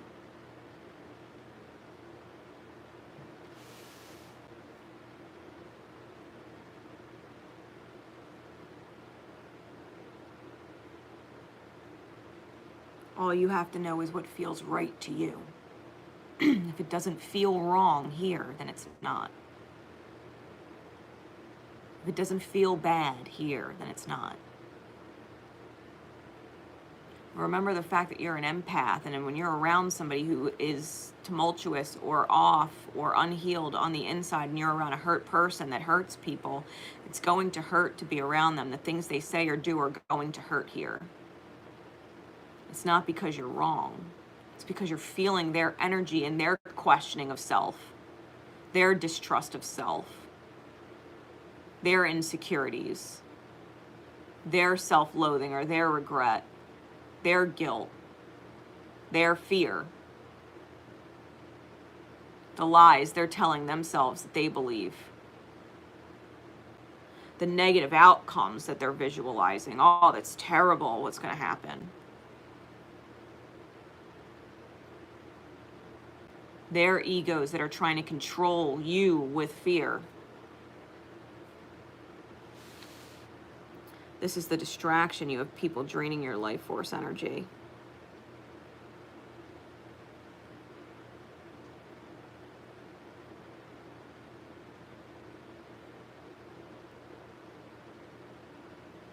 You got to know that you're always moving forward and you don't have to carry any cross from anybody else.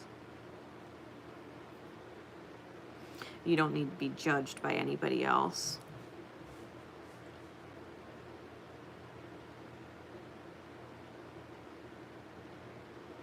You want to wear a cross and the Star of David, go for it. You know what I mean? If you want to wear a cross because you believe in the consciousness of Christ and Christ's message, and you want to wear the six-pointed Star of David because it represents divine masculine and feminine in union, and that's what you believe, then wear them both. People say, how could you wear both of those? It's like, why not? I can believe in both.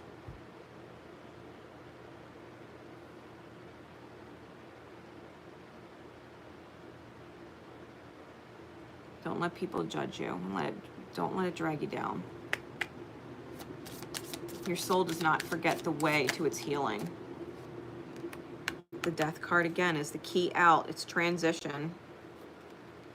It's transition. It's becoming the butterfly. This Death card, it's got butterfly wings.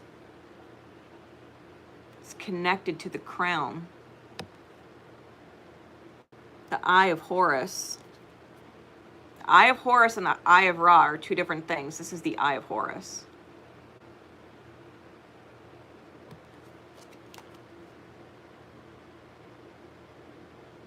The Eye of Horus is about resurrection. The Eye of Horus is about putting things back together that once was broken and shattered can be put back together. The Tree of Life is on here. The Kabbalah Tree of Life is on here. You can see it's connecting.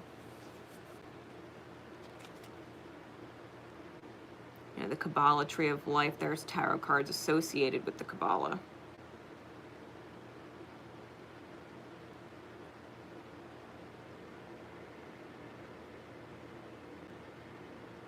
The Ankh is here. I mean, there's a lot of ancient Egypt on this card, symbolism-wise.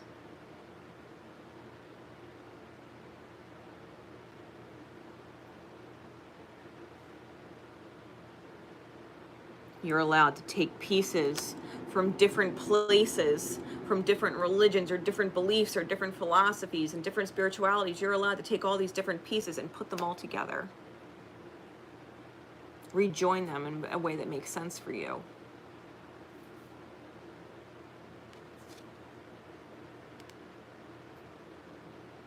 Allow yourself to transition, allow yourself to grow, allow yourself to feel complete. Don't resist. Don't resist what brings you a feeling of wholeness and complete understanding, what helps you grow, what helps you be better, a better person, a better version of yourself.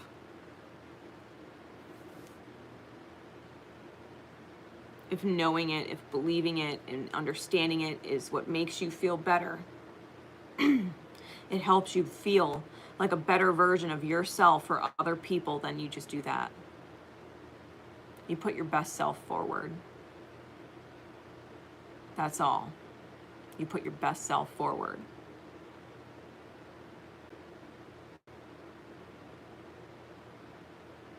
Be the best alignment of yourself. The figure 8 is also on this card, and it almost looks like a an hourglass, the sands of time.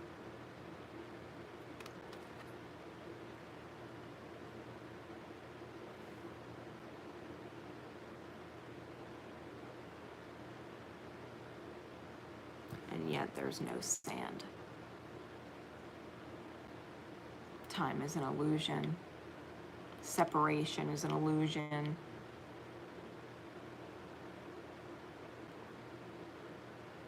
There's nothing actually separate between the Kabbalah and ancient Egypt, you know what I mean? There's no separation between Kabbalah and Tarot and Christianity and all of these different things. Buddhism, Judaism, whatever you want to, whatever it is out there. They're all connected in some which way, shape, or form. They're all pieces. There's pieces in all of it that just need to be put back together, so it's okay. Don't let anybody else make you feel like what you believe is not enough. Because in the divine mirror of things, if they're only believing in one and they're not looking at the rest, in the divine mirror, right? If they're looking at you and saying, you know, what you believe is wrong, if they were to slide a mirror in front of themselves and be talking to themselves, they'd be talking to themselves and saying what you believe is wrong to themselves. They'd be having that higher conversation with themselves.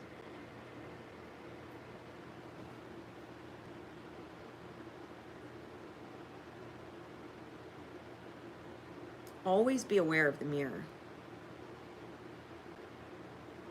The outer experience always reflects for us to discern. But the conversation that we have with others is a conversation we are always having with ourselves.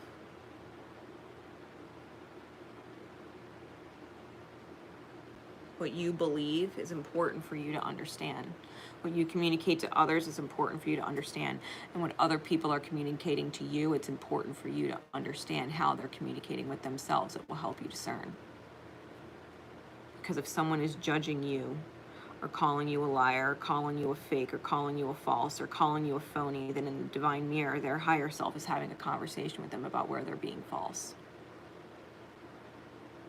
Their higher self is letting them know where they are holding judgment over them, where the karma will come down.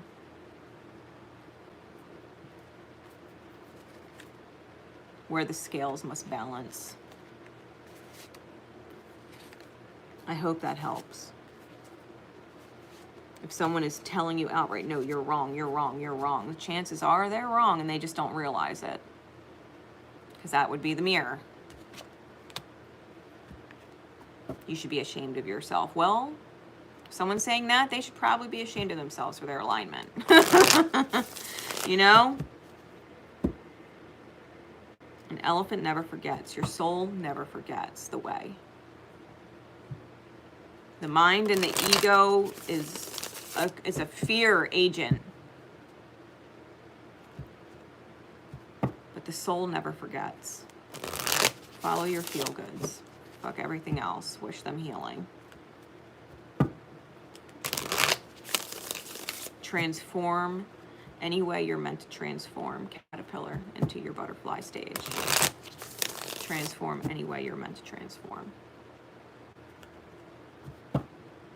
Caterpillar goes into the chrysalis. The chrysalis is where all the pieces come apart and get put back together in a beautiful way.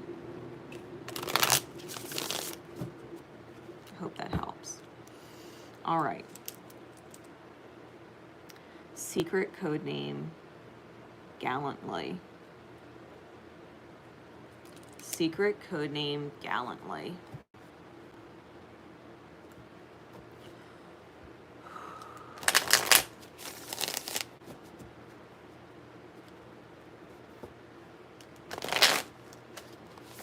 Spirit, please. For secret code name, Gallantly, and those who were drawn to the secret code name, what is the distraction? What is the distraction?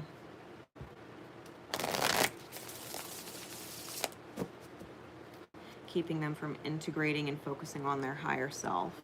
What is the distraction?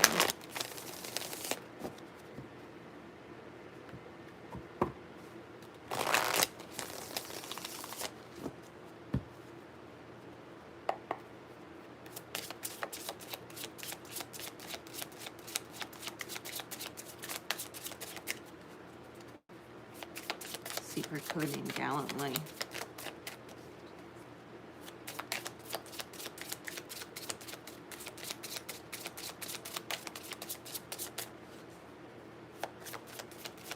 What is the distraction?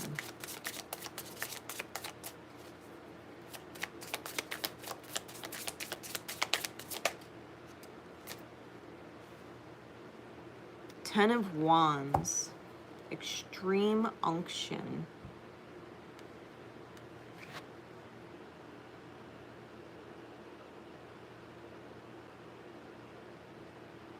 You can see the two hands at the top breaking the wand. Person lying in the coffin and everybody watching. Praying for them. The wands signify the spirit of the self, something that breaks the spirit. It's a burden. Burden, putting too much on yourself, taking on too much. Trying to appease the minds or the stress of other people too much, trying to do too much. I've got to be this and I've got to be that. And I've got to do this. It's all on me. I got to do it all. I got to do it all. I got to run myself into the ground. No, you don't.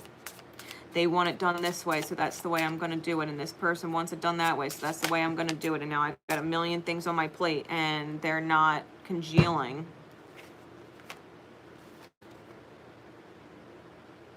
Immortality, the Four of Swords in reverse, and paganism. The Queen of Pentacles.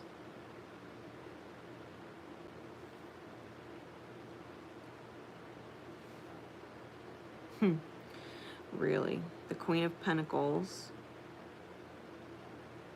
is actually holding up tarot cards, and it's the traditional Rider-Waite, the Devil card that she's holding up.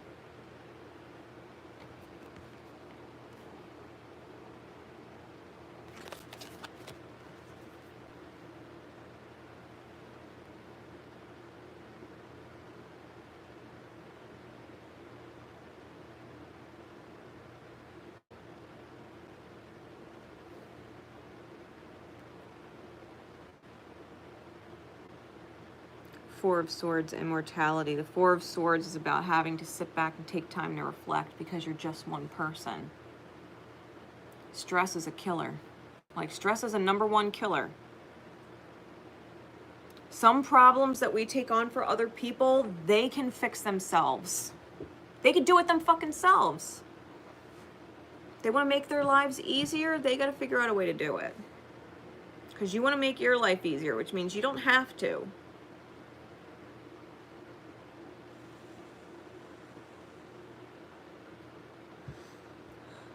Just because someone comes up with a solution to a problem and says, this is how we have to solve it. This is the problem. This is how we have to solve it. I need you to do this. I need you to do that. And it's not resonating. I need you to do it. I need you to do that. It's like, okay, there's got to be another way. Because maybe they're not wrong and that this is the problem and it needs to be solved, but there's got to be another way. You got to be able to trust yourself that you can get things done in a way that doesn't break your spirit. It doesn't have to be their way. It just has to get done. It doesn't have to be their way. It just has to get done. Maybe you have a kid who constantly wants to get driven here and driven there and they haven't gotten their license yet or they haven't gotten a car yet. Well, maybe the solution is not you driving them around everywhere and losing time in your day to do this and that. Maybe they need to sign up for driving classes and maybe they need to get a job so that they can start saving for their car. And you don't mind doing it here and there, but until they get a car, if they get a job, they can Uber. They can catch a lift. Tell them to get a job. Tell them to get a part-time job. Tell them to do something that helps them bring in money, income. Help them open a bank account and be responsible. Tell them how to watch their bank. Download their bank app on their phone so that they could track their money. All right, I can afford to do this and I can afford to do that. Teach them how to be responsible.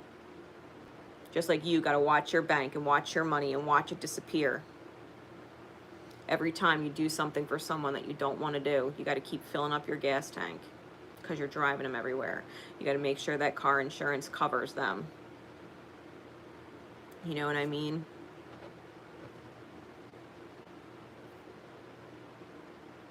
You got to follow the divine order of things. You know, that the Queen of Pentacles is a master manifester from the heart, that the heart is what brings in the reality, right?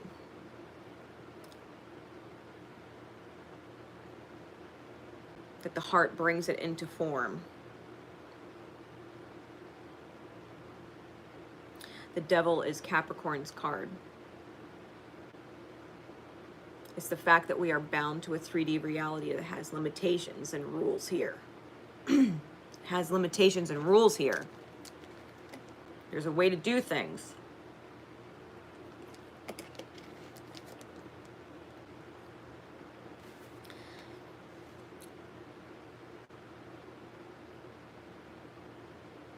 You might have a fear, you know, that if you die, what's going to happen to everybody else who depends on you and leans on you? Instead of having them depend on you and lean on you, teach them how to be responsible so that in the event that you should ever pass away, you know they're good. So that you're not stressed. You'll live longer.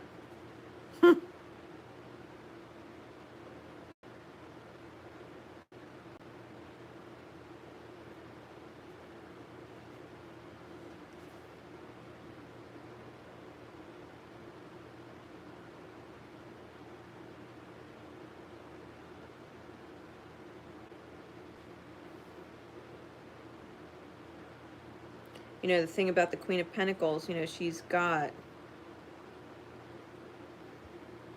the owl on her shoulder. You know, symbolically wisdom, right? Wisdom in the dark night. She's obviously a card reader. She's got a crystal ball. And her cat, her familiar. There's a fly caught in the web.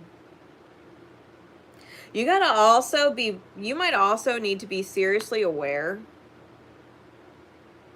especially if you get readings from more than one reader,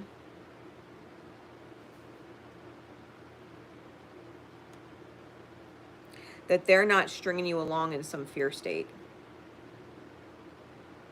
Because there are readers out there that are like that. They will give readings and string you along in some fear state, and you know, people keep going back to them and keep paying money to try and, you know, whatever. And it's like, you got to be aware that whatever fear state you're in, you've got to be able to pull yourself out of it no matter what. You shouldn't be afraid.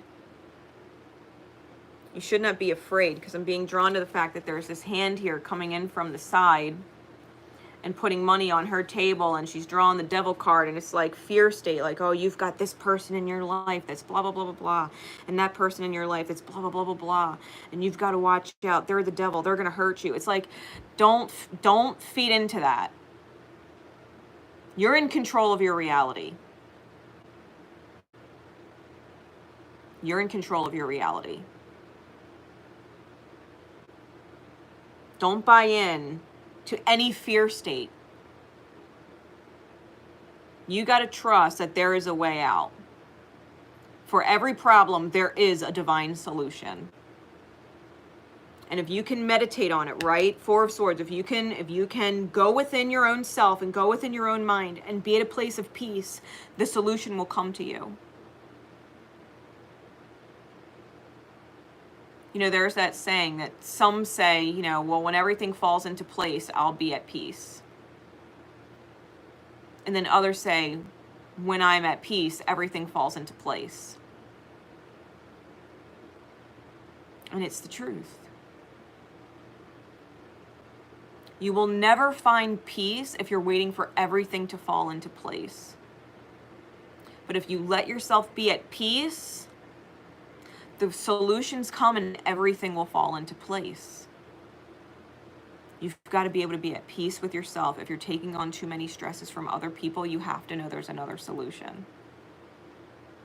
There's another solution. You don't need to run yourself into the ground. You don't need to be afraid that people are using you and blah, blah, blah, because you can set healthy boundaries.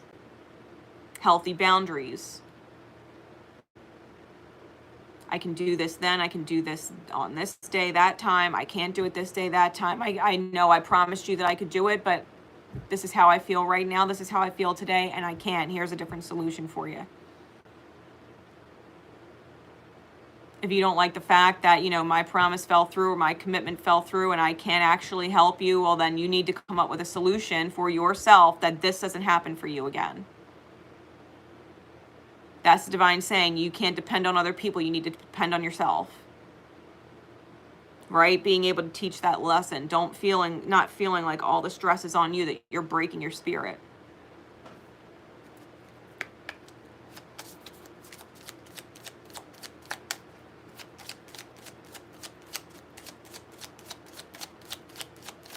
All of the answers you ever need are within you already.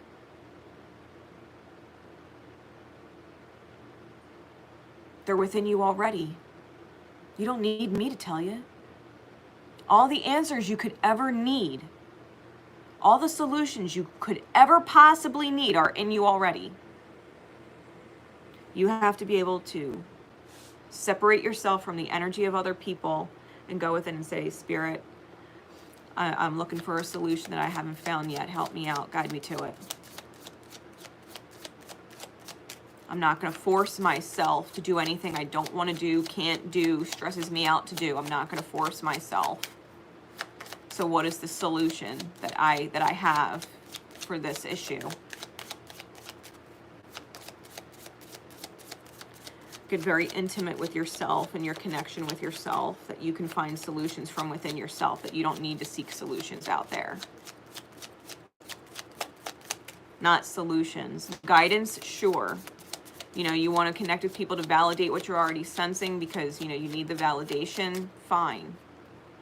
But the solutions can always come from within the self. The validation can always come from within the self because it either feels good or it doesn't. What's the key out, Spirit? What's the key out from this distraction?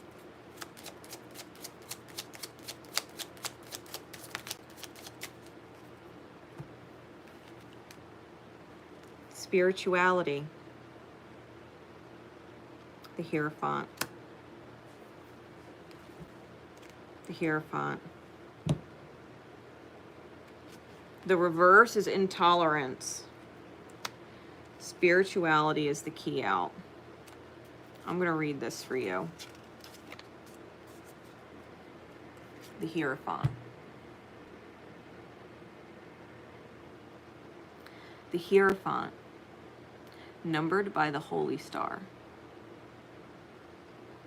is revealed to be a great spiritual leader, one who embodies the essence of divine wisdom and knowledge, free from dogma. He is the basis of awareness of that which lies beyond the physical senses. His wisdom flows through him from all sources, teachings of histories past, and lessons learned from life experiences, as well as wisdom he received through his devotion to spiritual practices. He is the harmony of the four elements, embodying the fifth element perfectly. He is both the learning and the teaching of cosmic law, and thus pours a new level of consciousness into this world from his heart. The Hierophant is an indicator of two principal energies: learn from within and learn from each other. In order to achieve the highest level of consciousness possible, you must acknowledge that truly you are your own guru. You are your own guru, and the subtle whisper of your heart contains all the wisdom of the cosmos. Further, we are all in this together, so living as one family is imperative in creating the new paradigm. We can live by old structures of the past or establish new ones moving forward. The important thing is that we are taking our spiritual practices seriously and evolving as we go in every way. You might have serious qualms or issues about your own spiritual abilities and your own ability to read cards or some shit. You got to trust yourself. The answers come from within yourself. All of them. Like this card validates it. All the answers you need are within yourself. You are more than capable of learning and teaching just by witnessing yourself and others. All the solutions are right in here. All the answers are right in here. We're all connected. All of the problems and all of the solutions. It's just a matter of tuning into the solutions. Focus on your spirituality, your spiritual health.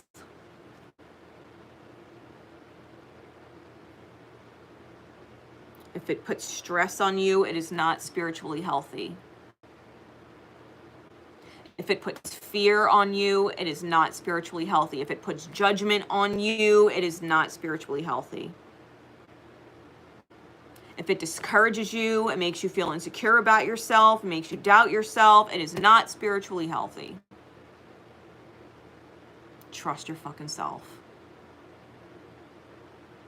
Trust you can come up with whatever solutions you need, that your angels have your back, that the universe has your back, source, God, creator, the universe has your back. You are a being in this world, connected to the divine and all that it contains. You are a being connected in this world to the divine consciousness that is the universe and everything in it. Don't forget.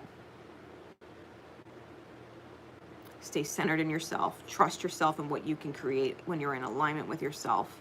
Fuck all that devil energy shit. Fuck all the fear. Fuck all the judgment. All the egoic control and the fingers pointing and the mind that runs rampant. Your mind is running rampant and you know it's in some kind of fucked up state because it doesn't feel good to think about it. Just, whoa. Get a hold of yourself real quick. Like, whoa. My mind is on a fucking tear. Whoa. Breathe. Recenter. Recenter. Know that if there's a fucking problem, there's a solution. You'll figure it out. You'll figure it out when you're meant to figure it out.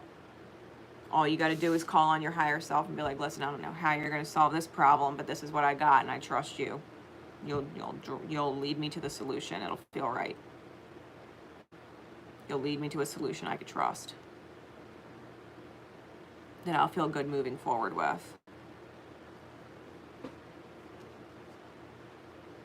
Don't break your spirit for other people. Especially if you are pagan. You know what I mean? And you don't follow strict Christianity or strict Catholicism, or you're not a strict Protestant, or you're not a strict, whatever. Allow yourself to be your guide. You're spiritual. People call you pagan, you're spiritual, you're in touch with your spirit. People can call it pagan and label it anything they fucking want. That's on them. They want to label it and taint it, that's fine. That's their opinion. But if it feels good to you and it's spiritually healthy for you, that's what matters. Take the labels off. You're just in touch with your spirit. Do what is right for you. Do what is right for you. Okay? Don't let anybody make you afraid. Not even your own self. Not even your own self. I hope that helps.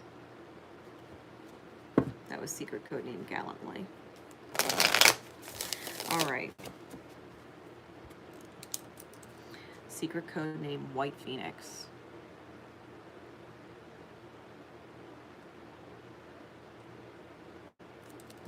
Secret code name White Phoenix.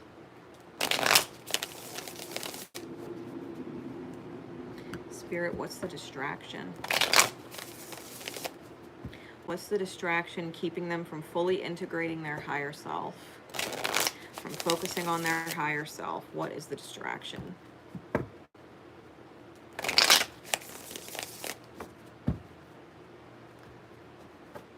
What is the distraction?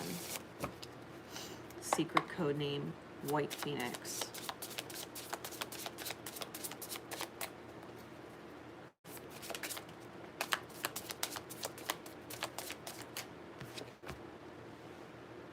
Queen of Wands, the Orthodox Church.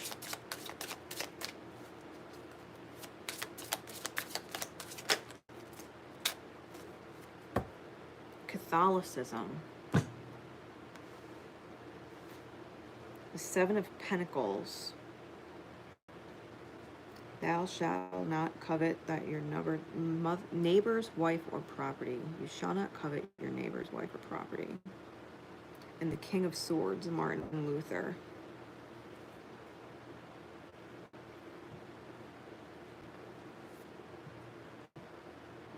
Queen of Cups. Queen of Wands.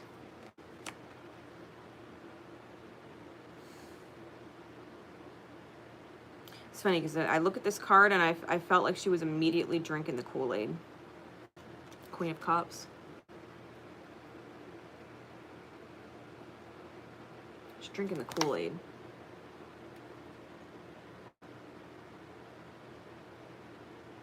And she's riding on a lion. She's riding on a lion whose face you can barely see because it's surrounded by the heads of the king. And it's entwined with these wiry vines.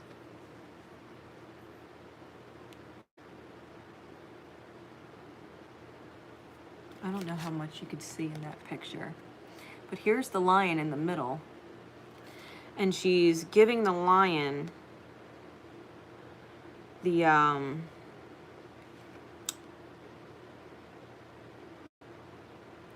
forgive me because I forget what it's called. I'm not Catholic, but it's the body of Christ when you go into church and the priest or whoever gives you the body of Christ, the wafer.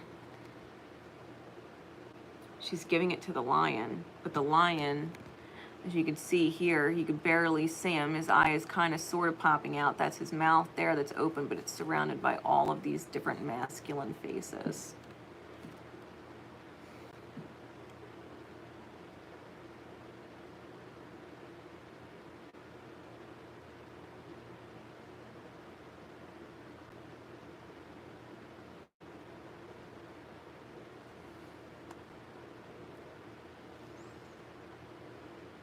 And then here in the King of Swords, right, Martin Luther, you have this ghost of a masculine figure, or this spirit, who is speaking, right, it's almost like this God figure, creator figure, speaking words of peace with the dove into the tube, going through the mind and out the mouth of another. But when the bubble bursts, it's all negative and dark. It's a dark, shadowy figure, like a demon figure.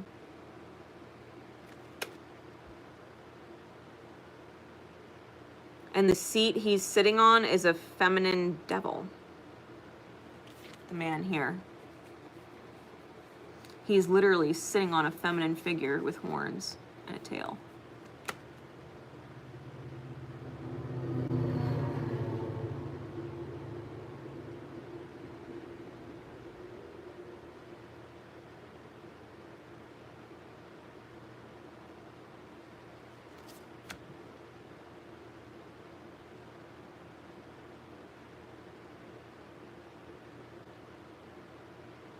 It's almost like God spoke the word and man twisted the word.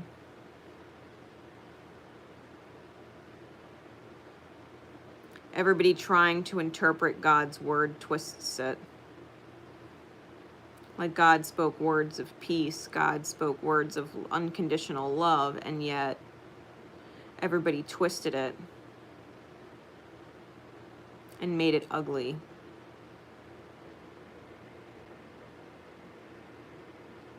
Because the man here, that spirit here, that's giving the words of peace and love with the dove, is also the figure on the main cards here that's solid, that's actually manifest, solid, holding the hand of the Queen of Wands and guiding her with her staff and her power, right? Her wand here. And she is essentially the church. She is the temple. Her legs, her dress, her throne is the temple. Her body, her being is the temple. It is the church. When people say you need to go to church and you need to pray, it's like you need to go within and pray. You know, like God said, go to the temple and ask for forgiveness. Well, people twisted it and said, no, you have to go to a church and ask for forgiveness for your sins. But the temple was the self. You have to go to yourself, within yourself, and ask for forgiveness. You have to be able to forgive yourself for your mistakes or your shortcomings. God is with you.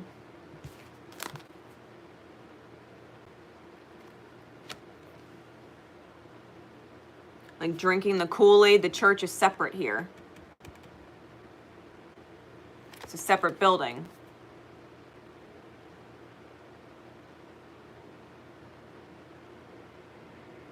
Feeding the ego, the body of Christ, like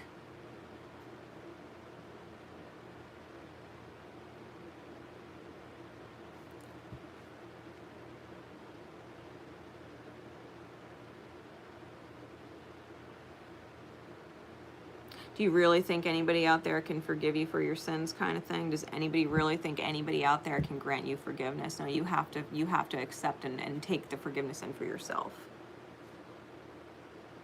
You can't feed the ego with a promise that, you know, here, you're free of sin. Yeah, you can keep sinning, sure, because you just come to church and ask for forgiveness. You're free of your sin. Don't worry about it. Are you really free from your sin if you're still worried about it? Wondering or whether or not it was really forgiven? This is the temple. Yourself. You got to forgive yourself.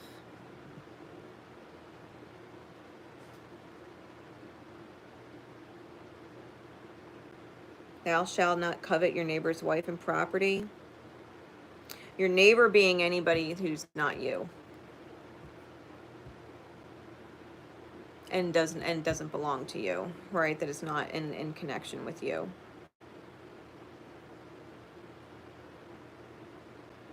If you borrowed something from someone and never gave it back.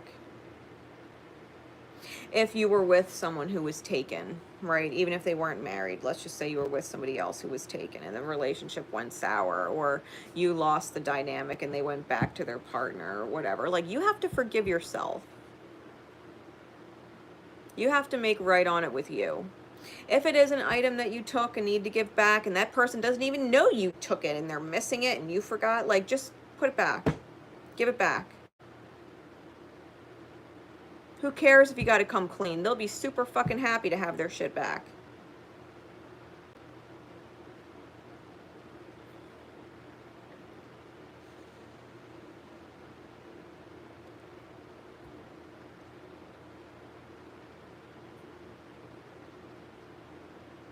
You got to make things right with you, and you got to know that God, the creator, source, universe, whatever you call it, is holding your hand the whole way and guiding you from within the whole way.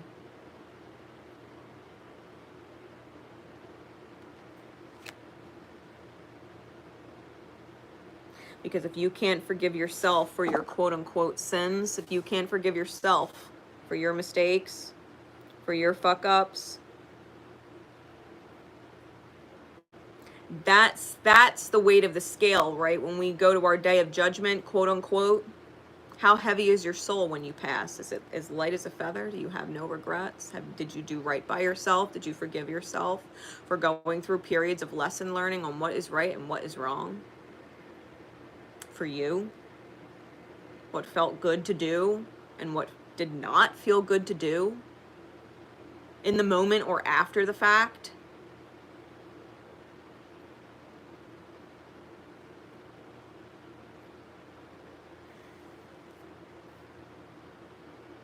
Trust yourself. Don't be afraid to trust yourself. It's a common theme throughout this whole event. If you want what someone else has, be the best version of yourself and know that you can manifest it. Whatever is meant to be will be. In a divine time and in a divine alignment that feels right. You don't have to take it from someone else. You can trust that it will come to you because your alignment is beautiful and deserves it. You won't have to worry about losing it. You won't have to worry about it going anywhere. You don't have to drink the Kool-Aid and go to fucking church and ask for forgiveness for your sins. Like, you'll learn how to forgive yourself and know that God has your back and that God is forgiving.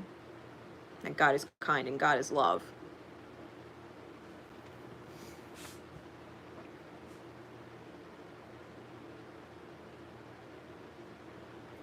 God, right? Whatever you call it. What is the key, Spirit? What is the key?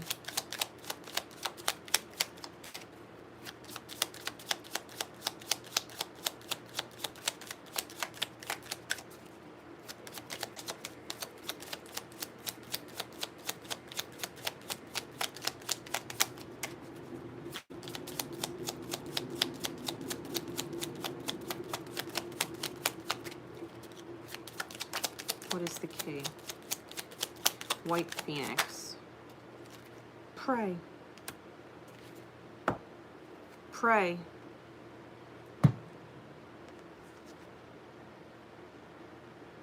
It is the way.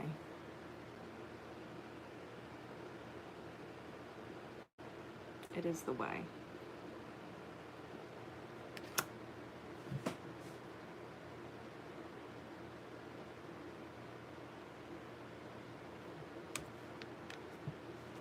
It's one of the holy arcana in this deck.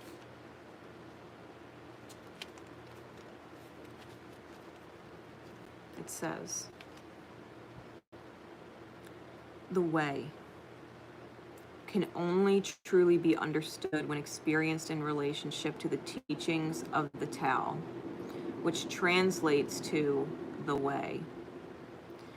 The Tao, spelled T-A-O, that can be expressed in words is not the eternal Tao. Tao Zu. The Tao teaches that no matter how we attempt to indicate a concept that what we are indicating cannot possibly encompass the true spirit of said concept. That's exactly what this is talking about here. The Tao teaches that no matter how we attempt to indicate a concept, what we are indicating cannot possibly encompass the true spirit of said concept. On the Tree of Life, this card connects with Ain, spelled A-I-N, the eternal vacuum of spirit. Ain is the nothingness from which the concept of infinity emerges, describing that all things originate from and dissolve back into nothingness. This may seem like a blessing and a curse, but it is simply the way we came to be and the way we are going. In Hebrew, this is often called the Atzmut, the essence. The appearance of the way in a reading has one meaning that can be interpreted in various ways. The highest principle is that there is a card of complete trust and faith in that which is beyond our ability to comprehend. In this, we have to surrender to the flow that moves through us. We know the way. The upright key on the card suggests the act of prayer is the purest method to tap into the natural flow and open a channel with the divine. Through prayer, a space of silence is created so the subtlest of notions from spirit may come through. A deep level of trust, okay? A deep level of trust indicates a true experience of knowing that no matter what, we are one with spirit and we are going to get where we need to go.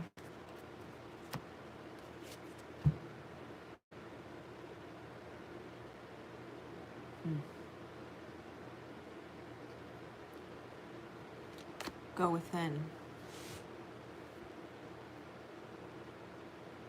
Go within. Trust yourself to go within. You don't have to feel some type of way if you don't go to church or go to synagogue or wherever.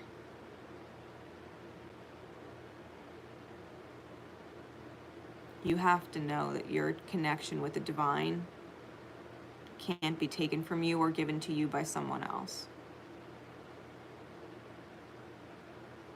You need to talk to God, Spirit, Creator, your angels, your higher self. You can do that. And it will answer. In some which way, shape, or form, if not in words and inspiration. In divine synchronicities and signs and symbols and animal medicine and every other fucking thing. It'll talk to you. God knows, I've been thinking about writing a book on divine language and understanding the synchronicities of the divine, how spirit speaks. Like,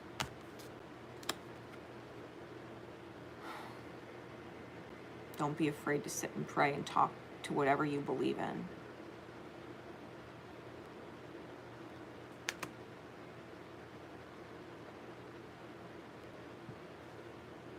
Don't buy into everybody's crap sometimes.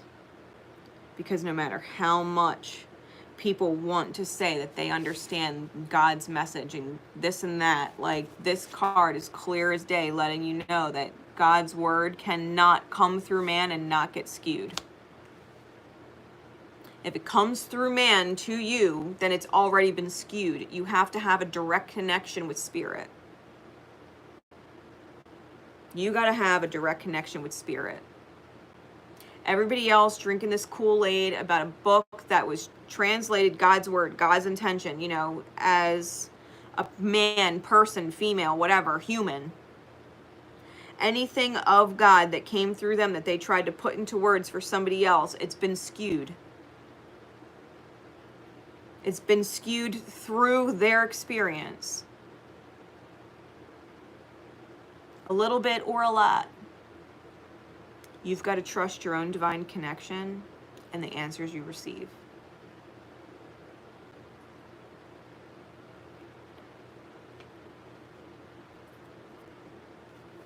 Pray the way.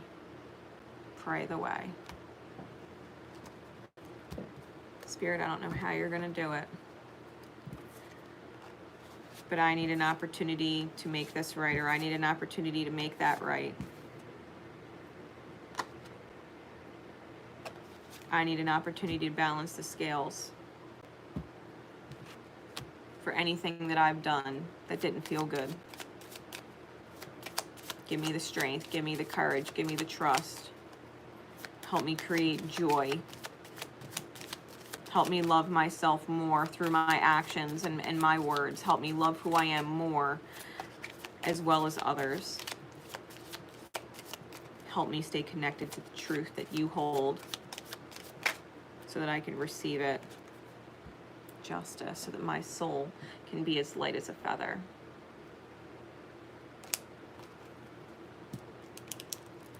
Moving forward. Secret code name, Patchouli. Secret code name, Patchouli. It's a great heart chakra essential oil. Great heart chakra smell. All right. It's also a money. It's also a money oil, money essence, money herb. Okay. Patchouli.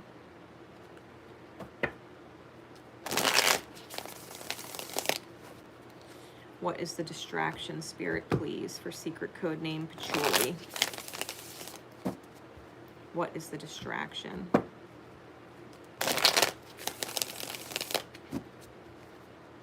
What is the distraction? Keeping them from integrating and focusing on their highest self.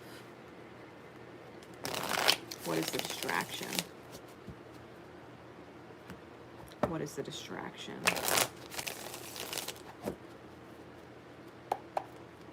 Secret code name Patchouli.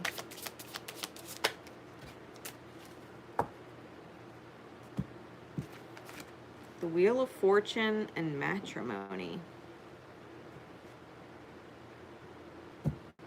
the Sacred Sphere, or the Pope, the Hierophant on the bottom, and the Four of Swords on top.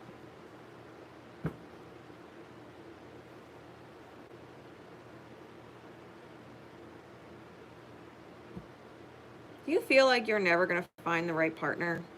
Or that if you have a partner that you picked the wrong one? Or if you have children with someone that it's the wrong person, or you wish it was different?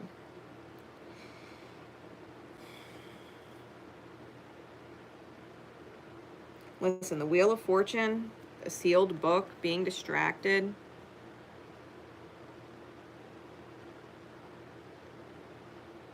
We seal our own fate with our thinking, first and foremost.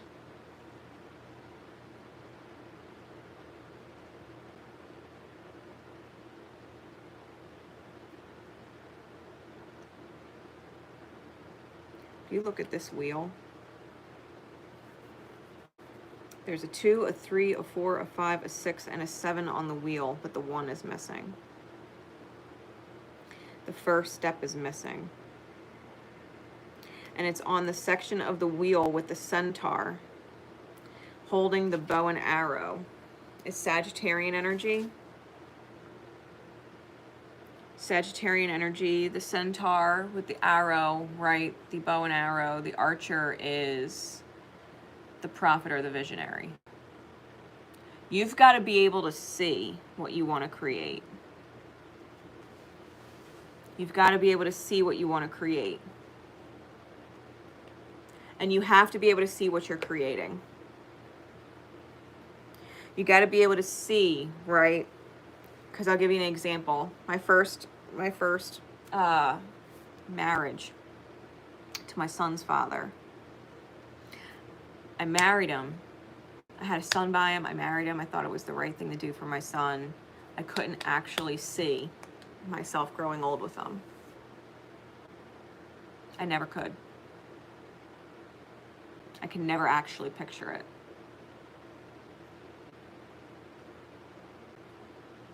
Now, in my relationship now with my flame, I could see myself forever with him. This lifetime and the next.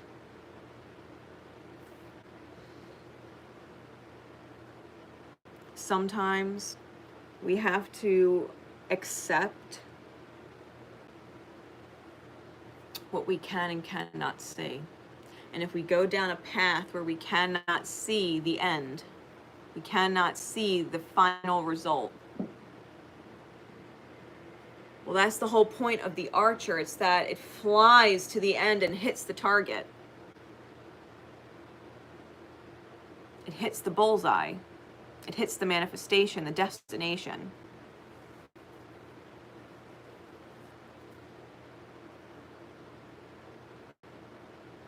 Now, my flame and I don't actually plan on getting legally married. I mean, he's my husband and I'm his wife, and we refer to each other as such.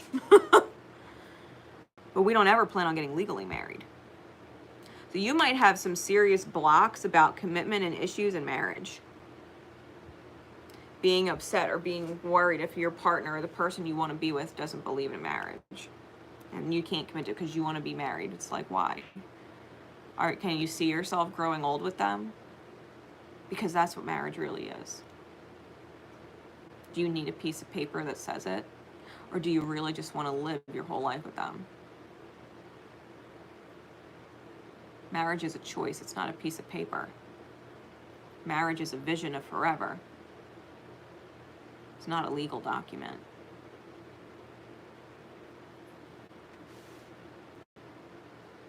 Maybe it's super expensive to get married. Maybe you can't afford it. Maybe you worry about it. Why? Don't worry about it. Live your life with your person.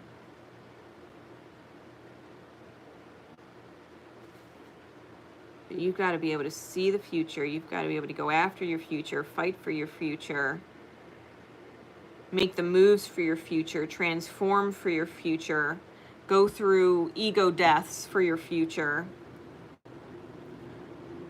grow for your future, and sing for your future.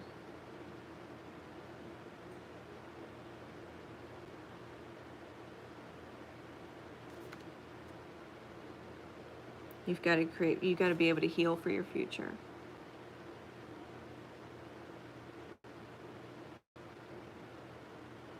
The stubbornness and the ego are not going to serve you. They're going to keep the wheel of fortune, the destiny's wheel, sealed. But knowing that you're being divinely protected, knowing that your angels have your back and you can let your ego and your stubbornness go to the wayside, that's what's going to serve you best.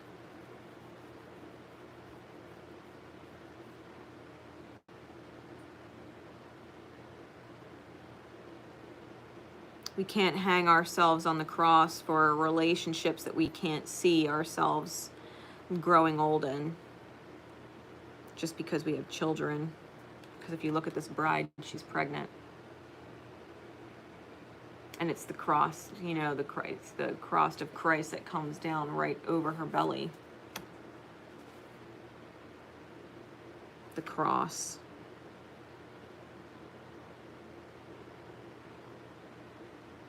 Our children are important. Which means we have to be important. Because they look up to us to learn how to manifest happiness, how to manifest the dream, how to live their best life. We teach them that. Do we teach them that once you fall into something that you can't see a future in, you're stuck with it? If you're stuck in a relationship or a marriage or something that you're unhappy in or whatever, if you're committed to something romantic or otherwise and you're not happy that you're stuck with it, that it becomes a burden, a cross you bear, you got to teach them how to go for their dreams. You got to teach them how to go for their vision. That it's achievable, that it's worth fighting for, that it's worth making an effort for, that it's worth transforming for, that it's worth letting your ego die for, that it's worth healing for, that it's worth growing for, and that it's achievable and that also heals. It ripples.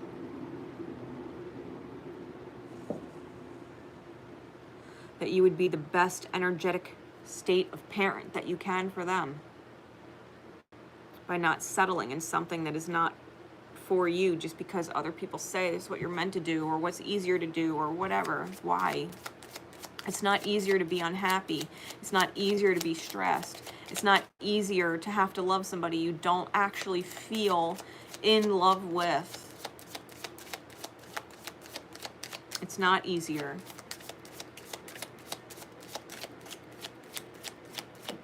What's the key out, Spirit?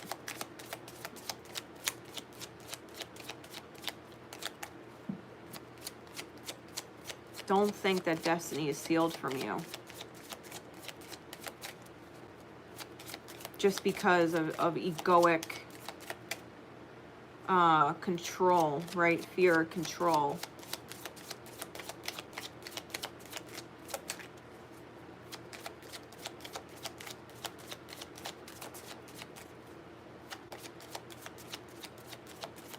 Your relationship with your soul partner, your divine counterpart, is something that is written in the stars.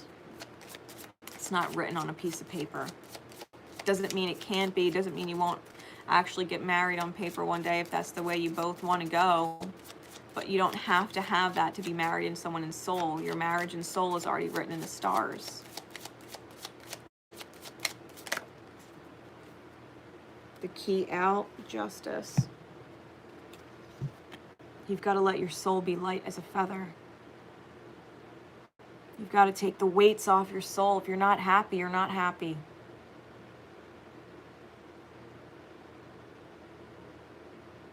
If you went down the wrong path, you went down the wrong path, and you got to get back on the right one, and then you got to turn around. Then you got to undo the steps you took in the wrong direction. Having your soul as light as a feather means no regrets. And if you would regret staying in a commitment with someone because you missed out on what your soul really wants, then you've got to live your life with no regrets and take that weight off your soul that you would have regrets.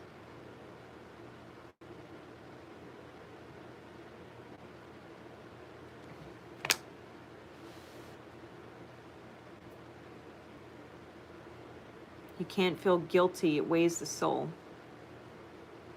Can't feel insecure, it weighs the soul. You've got to be able to balance your head and your heart.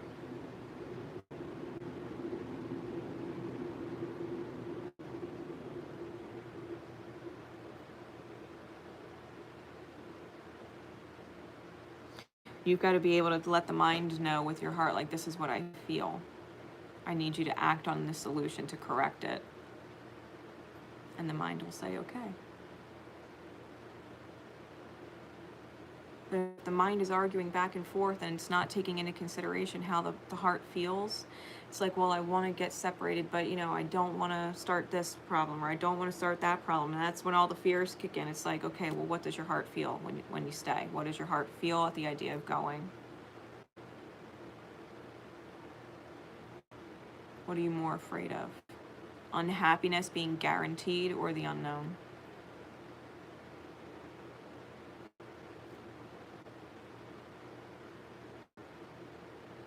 What will you regret? What will you not regret? What's a guaranteed regret? Don't be afraid of what you don't know. What's a guaranteed? What's a guaranteed regret? Because that's not the path you want to go down. What's a guaranteed guilt? That's not the path you want to go down. It's not the path you want to live in. You don't want to live in guilt. You don't want to live in fear. You don't want to live in worry. You don't want to live in doubt. Trust yourself. Trust your path. Trust your future. Trust justice. Trust balance. When you free your soul from karma, you free your soul from karma. When you override fear, when you override guilt, when you override insecurity, when you override resentment, when you override the lies that people tell us that we believe in about ourselves, when you override the illusion of the terrible outcome that you can or cannot see, when you override the ego and the control and submit and surrender to flow, to trust, to faith, when you surrender to joy being a possibility, when you surrender to courage, when you surrender to loving yourself, when you surrender to your truth and to your greatest vision coming into the reality, that's when you achieve it.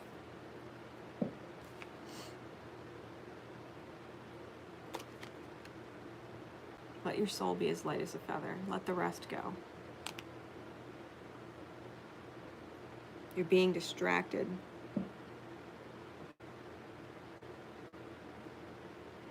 By labels and or commitments that you can't see. You can't see your future in. So you gotta let it go. I don't care who they are, romantic or otherwise. Being distracted by commitments that you don't see a future with them. You gotta let it go. Take the labels away. Take the labels away. Take the obligation away. If they were just a person, would you want them to continue in your life the way they are? Are you better off as friends than partners? Are you better off as acquaintances that you see once or twice a year than being up each other's ass family type shit? What is it? Take it how it resonates for you. Don't be afraid of the money. Right? Secret code name, Patchouli. Don't be afraid of the healing that needs to take place. All right. Secret code name, Wonderwall.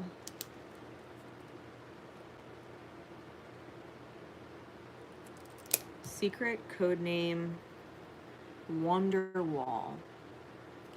Like the song by Oasis. 'Cause maybe you're gonna be the one that saves me. And after all,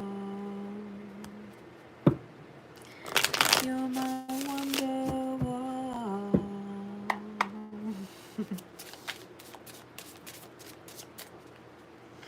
Spirit, what is the distraction? What is the distraction keeping secret code name Wonderwall from integrating and focusing on their highest self? What is the distraction?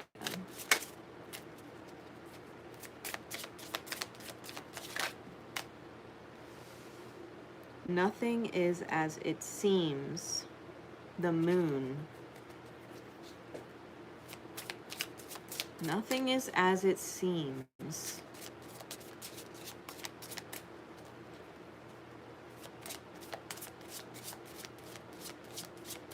This is about giving in to the light of your moon sign. It's not necessarily about the light of your sun sign right now. It's the light aspects and attributes of your moon sign. Nothing is as it seems. Don't assume that things are not working out or that things are stuck when they're moving forward. Don't think that you're stuck in the shadow when you're in the light. Don't think that you're not healing each other when you are, just because it looks like you're not.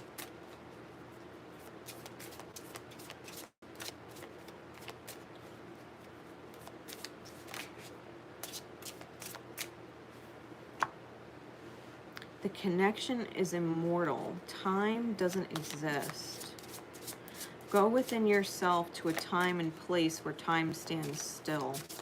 Remember moments where time, it's like mythic time, where time seemed to just disappear, you know, like you could spend an hour with someone or it feels like it's only been an hour and yet it's been all day, you know, like go to a place in memory where you got lost in time and time became irrelevant, where you were enjoying conversation or moments so much you wished it never had to end. You shall not, the Seven of Swords, you shall not make wrongful use of the name of the Lord your God.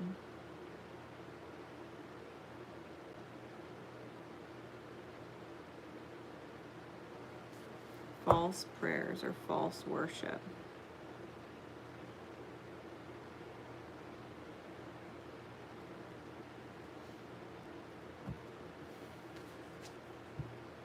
Remember, it's your higher self, your source, your creator that you pray to. That the answers, you have them.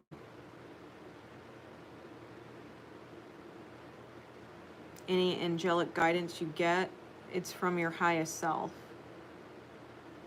Any signs and synchronicities you get, it's from your highest self.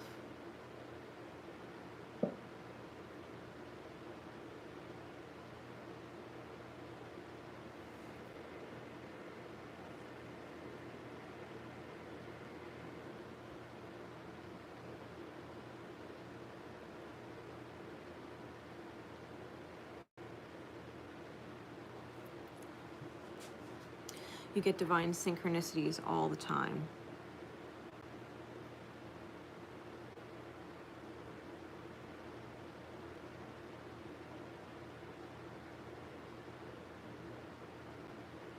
You get divine synchronicities through music all the time. I mean, literally, there's the word radio on the card. I don't know if you could see that. Or read it. I don't know if it's blurry or not, but it says radio.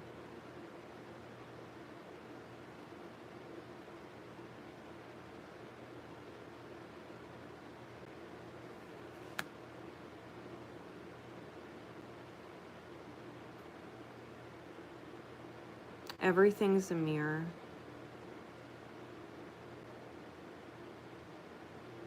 History is a mirror. The past is a mirror. We've got to be able to shine light on it and move forward.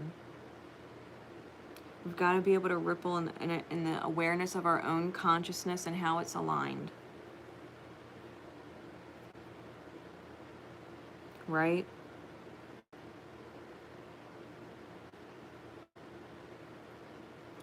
You got to be able to understand the messages that you're receiving from within yourself and around yourself for yourself. That you're manifesting all of it. That you're the creator of all of it. That your higher self is guiding you through all of it. Moving you forward. There's no such thing as stuck. I mean, 4 and 7 of swords is 11 swords. It's a self-mastery of the mind. Needing to reflect on the lies or disbelief that you tell yourself. Because the 7 of swords, lying to the self or stealing from the self, is essentially disbelief.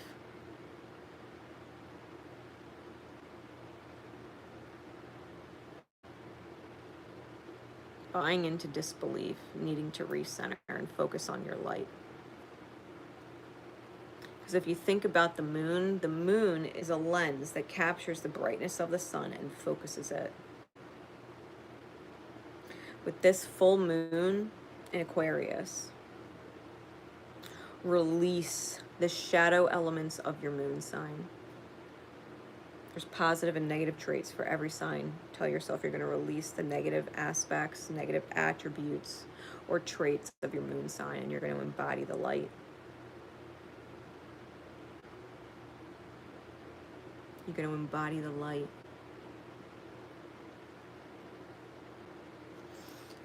We get full moons when the moon enters a sister sign of a sign, right? Because if you think about the full moon in Aquarius, it's because the sun is in Leo and their sister signs, Leo and Aquarius, they're polar opposites. So whatever your sun sign is, look at its sister sign or polar opposite. For Aries, it's Libra. For Taurus, it's Scorpio. For Gemini, it's Sag. For Cancer, it's Capricorn. For Leo, it's Aquarius. And for Virgo, it's Pisces.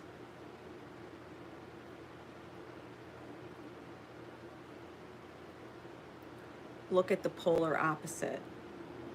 Whatever your moon sign is, to get out of the shadow, look at its sister sign. Look at the light of its sister sign, its polar opposite, because they're keys to balance. They're keys to mastery, right? 11, 1 and 1. It's balanced. It results in a 2, right? 11 breaks down to a 2, and it is the number of balance. Whatever it is, the opposite of your sun sign, know that those positive attributes will help heal the shadow of your sun sign.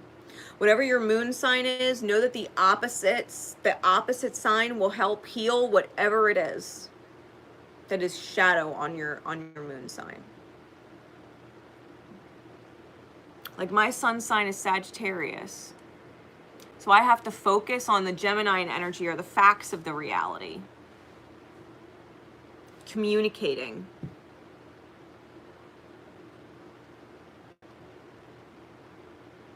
My moon is in Cancer. So in order to address the shadow of Cancer, I have to be able to embody Capricornian energy. I have to be able to take direction, be the boss of myself, nurture myself, take the lead, call the shots. To balance the negative attributes of my moon sign, I have to be able to be in the opposite sister sign's light. I have to be able to take charge, be my own boss, in order to love myself and nurture myself, which is the light of Cancerian energy, loving the self and nurturing the self, loving others and nurturing others. I have to be able to dictate my own path and be my own boss and make sure that I'm doing things, that I'm taking responsibility for myself.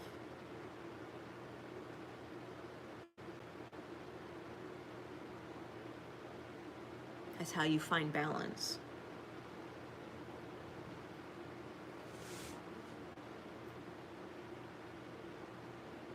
If you have questions about your chart, who's reading this is, then let me know. I will talk you through it. What is the key out, Spirit, please? What is the key out to focus on the higher self, to integrate the higher self? What is the key? What is the key out and away from the distraction?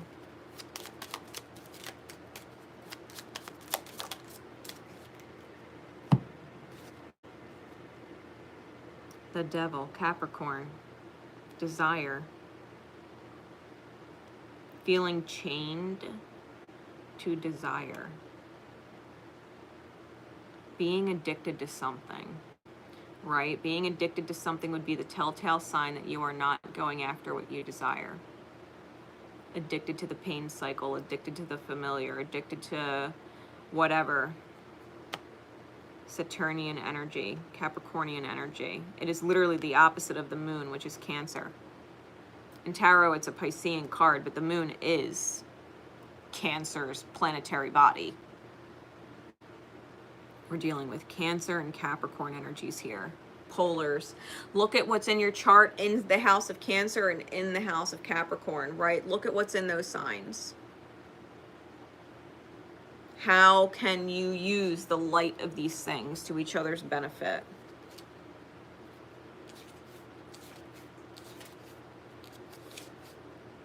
The Devil. I'm going to read it for you. The Devil holds out his hands, presenting a large pile of glittering gold coins which spill into the abyss. Behind him are two individuals seemingly trapped, yet their entrapments are large enough to slip out of should they desire to. Above the Devil, the flower of duality appears, and beneath him, countless souls plummet through the torments of their desires. The Devil speaks to our temptations and the raw potential of creating any experience we want.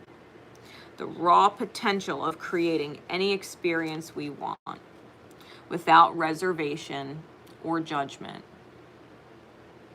Upon the appearance of the Devil, you are invited to observe the personally enticing temptations in your life. However, instead of seeing these temptations as a bad thing, ask yourself the question: which temptations will support my growth, and which ones will stunt my growth? The Devil is a divine card.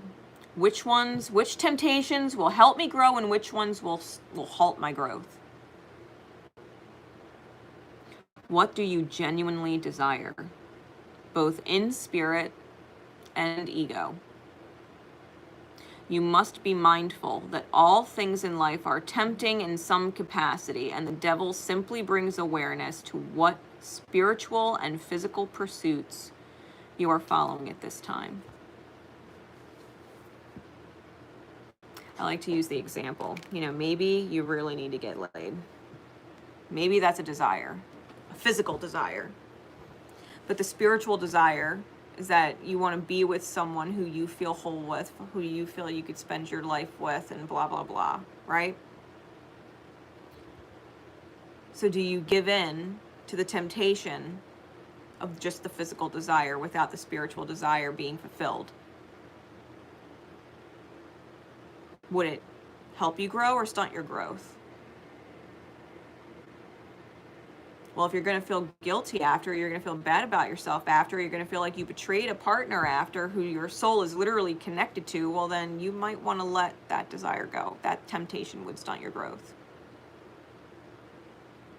And if you really do want to be with a partner, if you really want the physical intimacy, and you really want to be with a partner who you're connected to, who your soul loves, who you feel like you're at home with, then what steps can you take to mend whatever in order to fill that desire? Actually being with someone that you're connected to like that. Because that temptation will help your growth. Because it solves both the physical desire and the spiritual desire. It's also like, as another example, like, well, I need a job, so I'm just going to take this job because I need it. I need the money. That's the physical desire. I need the money. But I also spiritually want a job that is fulfilling, that I feel really at service doing, that I feel like I'm helping others doing. Okay, well, then you're not just going to take any old job as a cashier or something. You're gonna go for a job that your soul sings to. Maybe it's being a vet. Maybe you go apply as a veterinary assistant.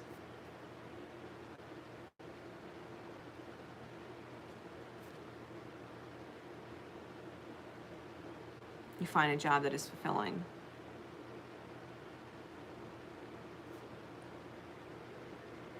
You don't just settle You don't just give in to the one desire and not the other. That's the whole point, right? Because the Devil card, Saturn energy, Capricornian energy, it's being able to dictate your life, being able to choose. Being able to call the shots on what you manifest, because Saturn will tell you, you get what you give.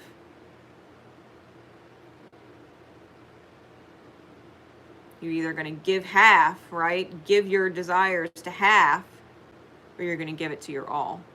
And give it your all. You're either going to half-ass it or you're going to whole it.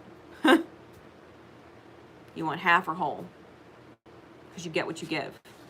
You get what you give yourself. If you're giving yourself half, then you get half. That goes across the board with all things. Don't give in to an addiction of instant gratification. Right? Don't give in to temptation that is not whole. Figure out a way. Know that there's a way. Sometimes the answer is patience. Sometimes the answer is vulnerability. Sometimes the answer is self-ownership. Sometimes the answer is self-approval. Sometimes the answer is compassion. Sometimes the answer is A, B, C, X, Y, Z.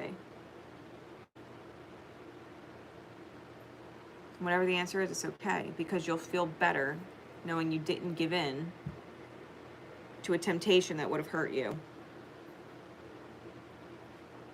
Sometimes it's communicating, sometimes it's silence. It's doing as you're guided, doing what feels right. If the desire is to talk to someone today, but the soul knows and it desires to give them proper time to do whatever they need to do, then do you give in to the instant desire? Or do you take into account the soul's desire to love someone and give them what they're asking for, what they need? You've got to figure out which temptation will help your reality, yourself grow, and which one will stunt you and make it harder. And trust that. Find your balance, right? Find your balance with the moon. I hope that helps. Because the key, it's about what you really want. Focusing on your higher self, your integration, right? With your higher self means that you need to really tune in to what you really, really do want. That feels good to want.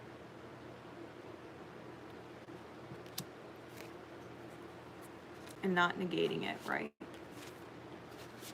Not getting in your own way. I hope that helps. Everybody, that wraps up all of the secret code names for the star secret code name readings with this full moon in Aquarius, second full moon in Aquarius this year. I look forward to seeing you on the next event. I look forward to getting your feedback, right? Definitely leave me comments, shoot me PMs, whatever you feel guided to do, right? If you need to reach out to me, you reach out to me. Until next time, guys. This is Divine Rebel Racey signing off. Remember, always love each other, and most importantly, love yourselves. Bye, everyone.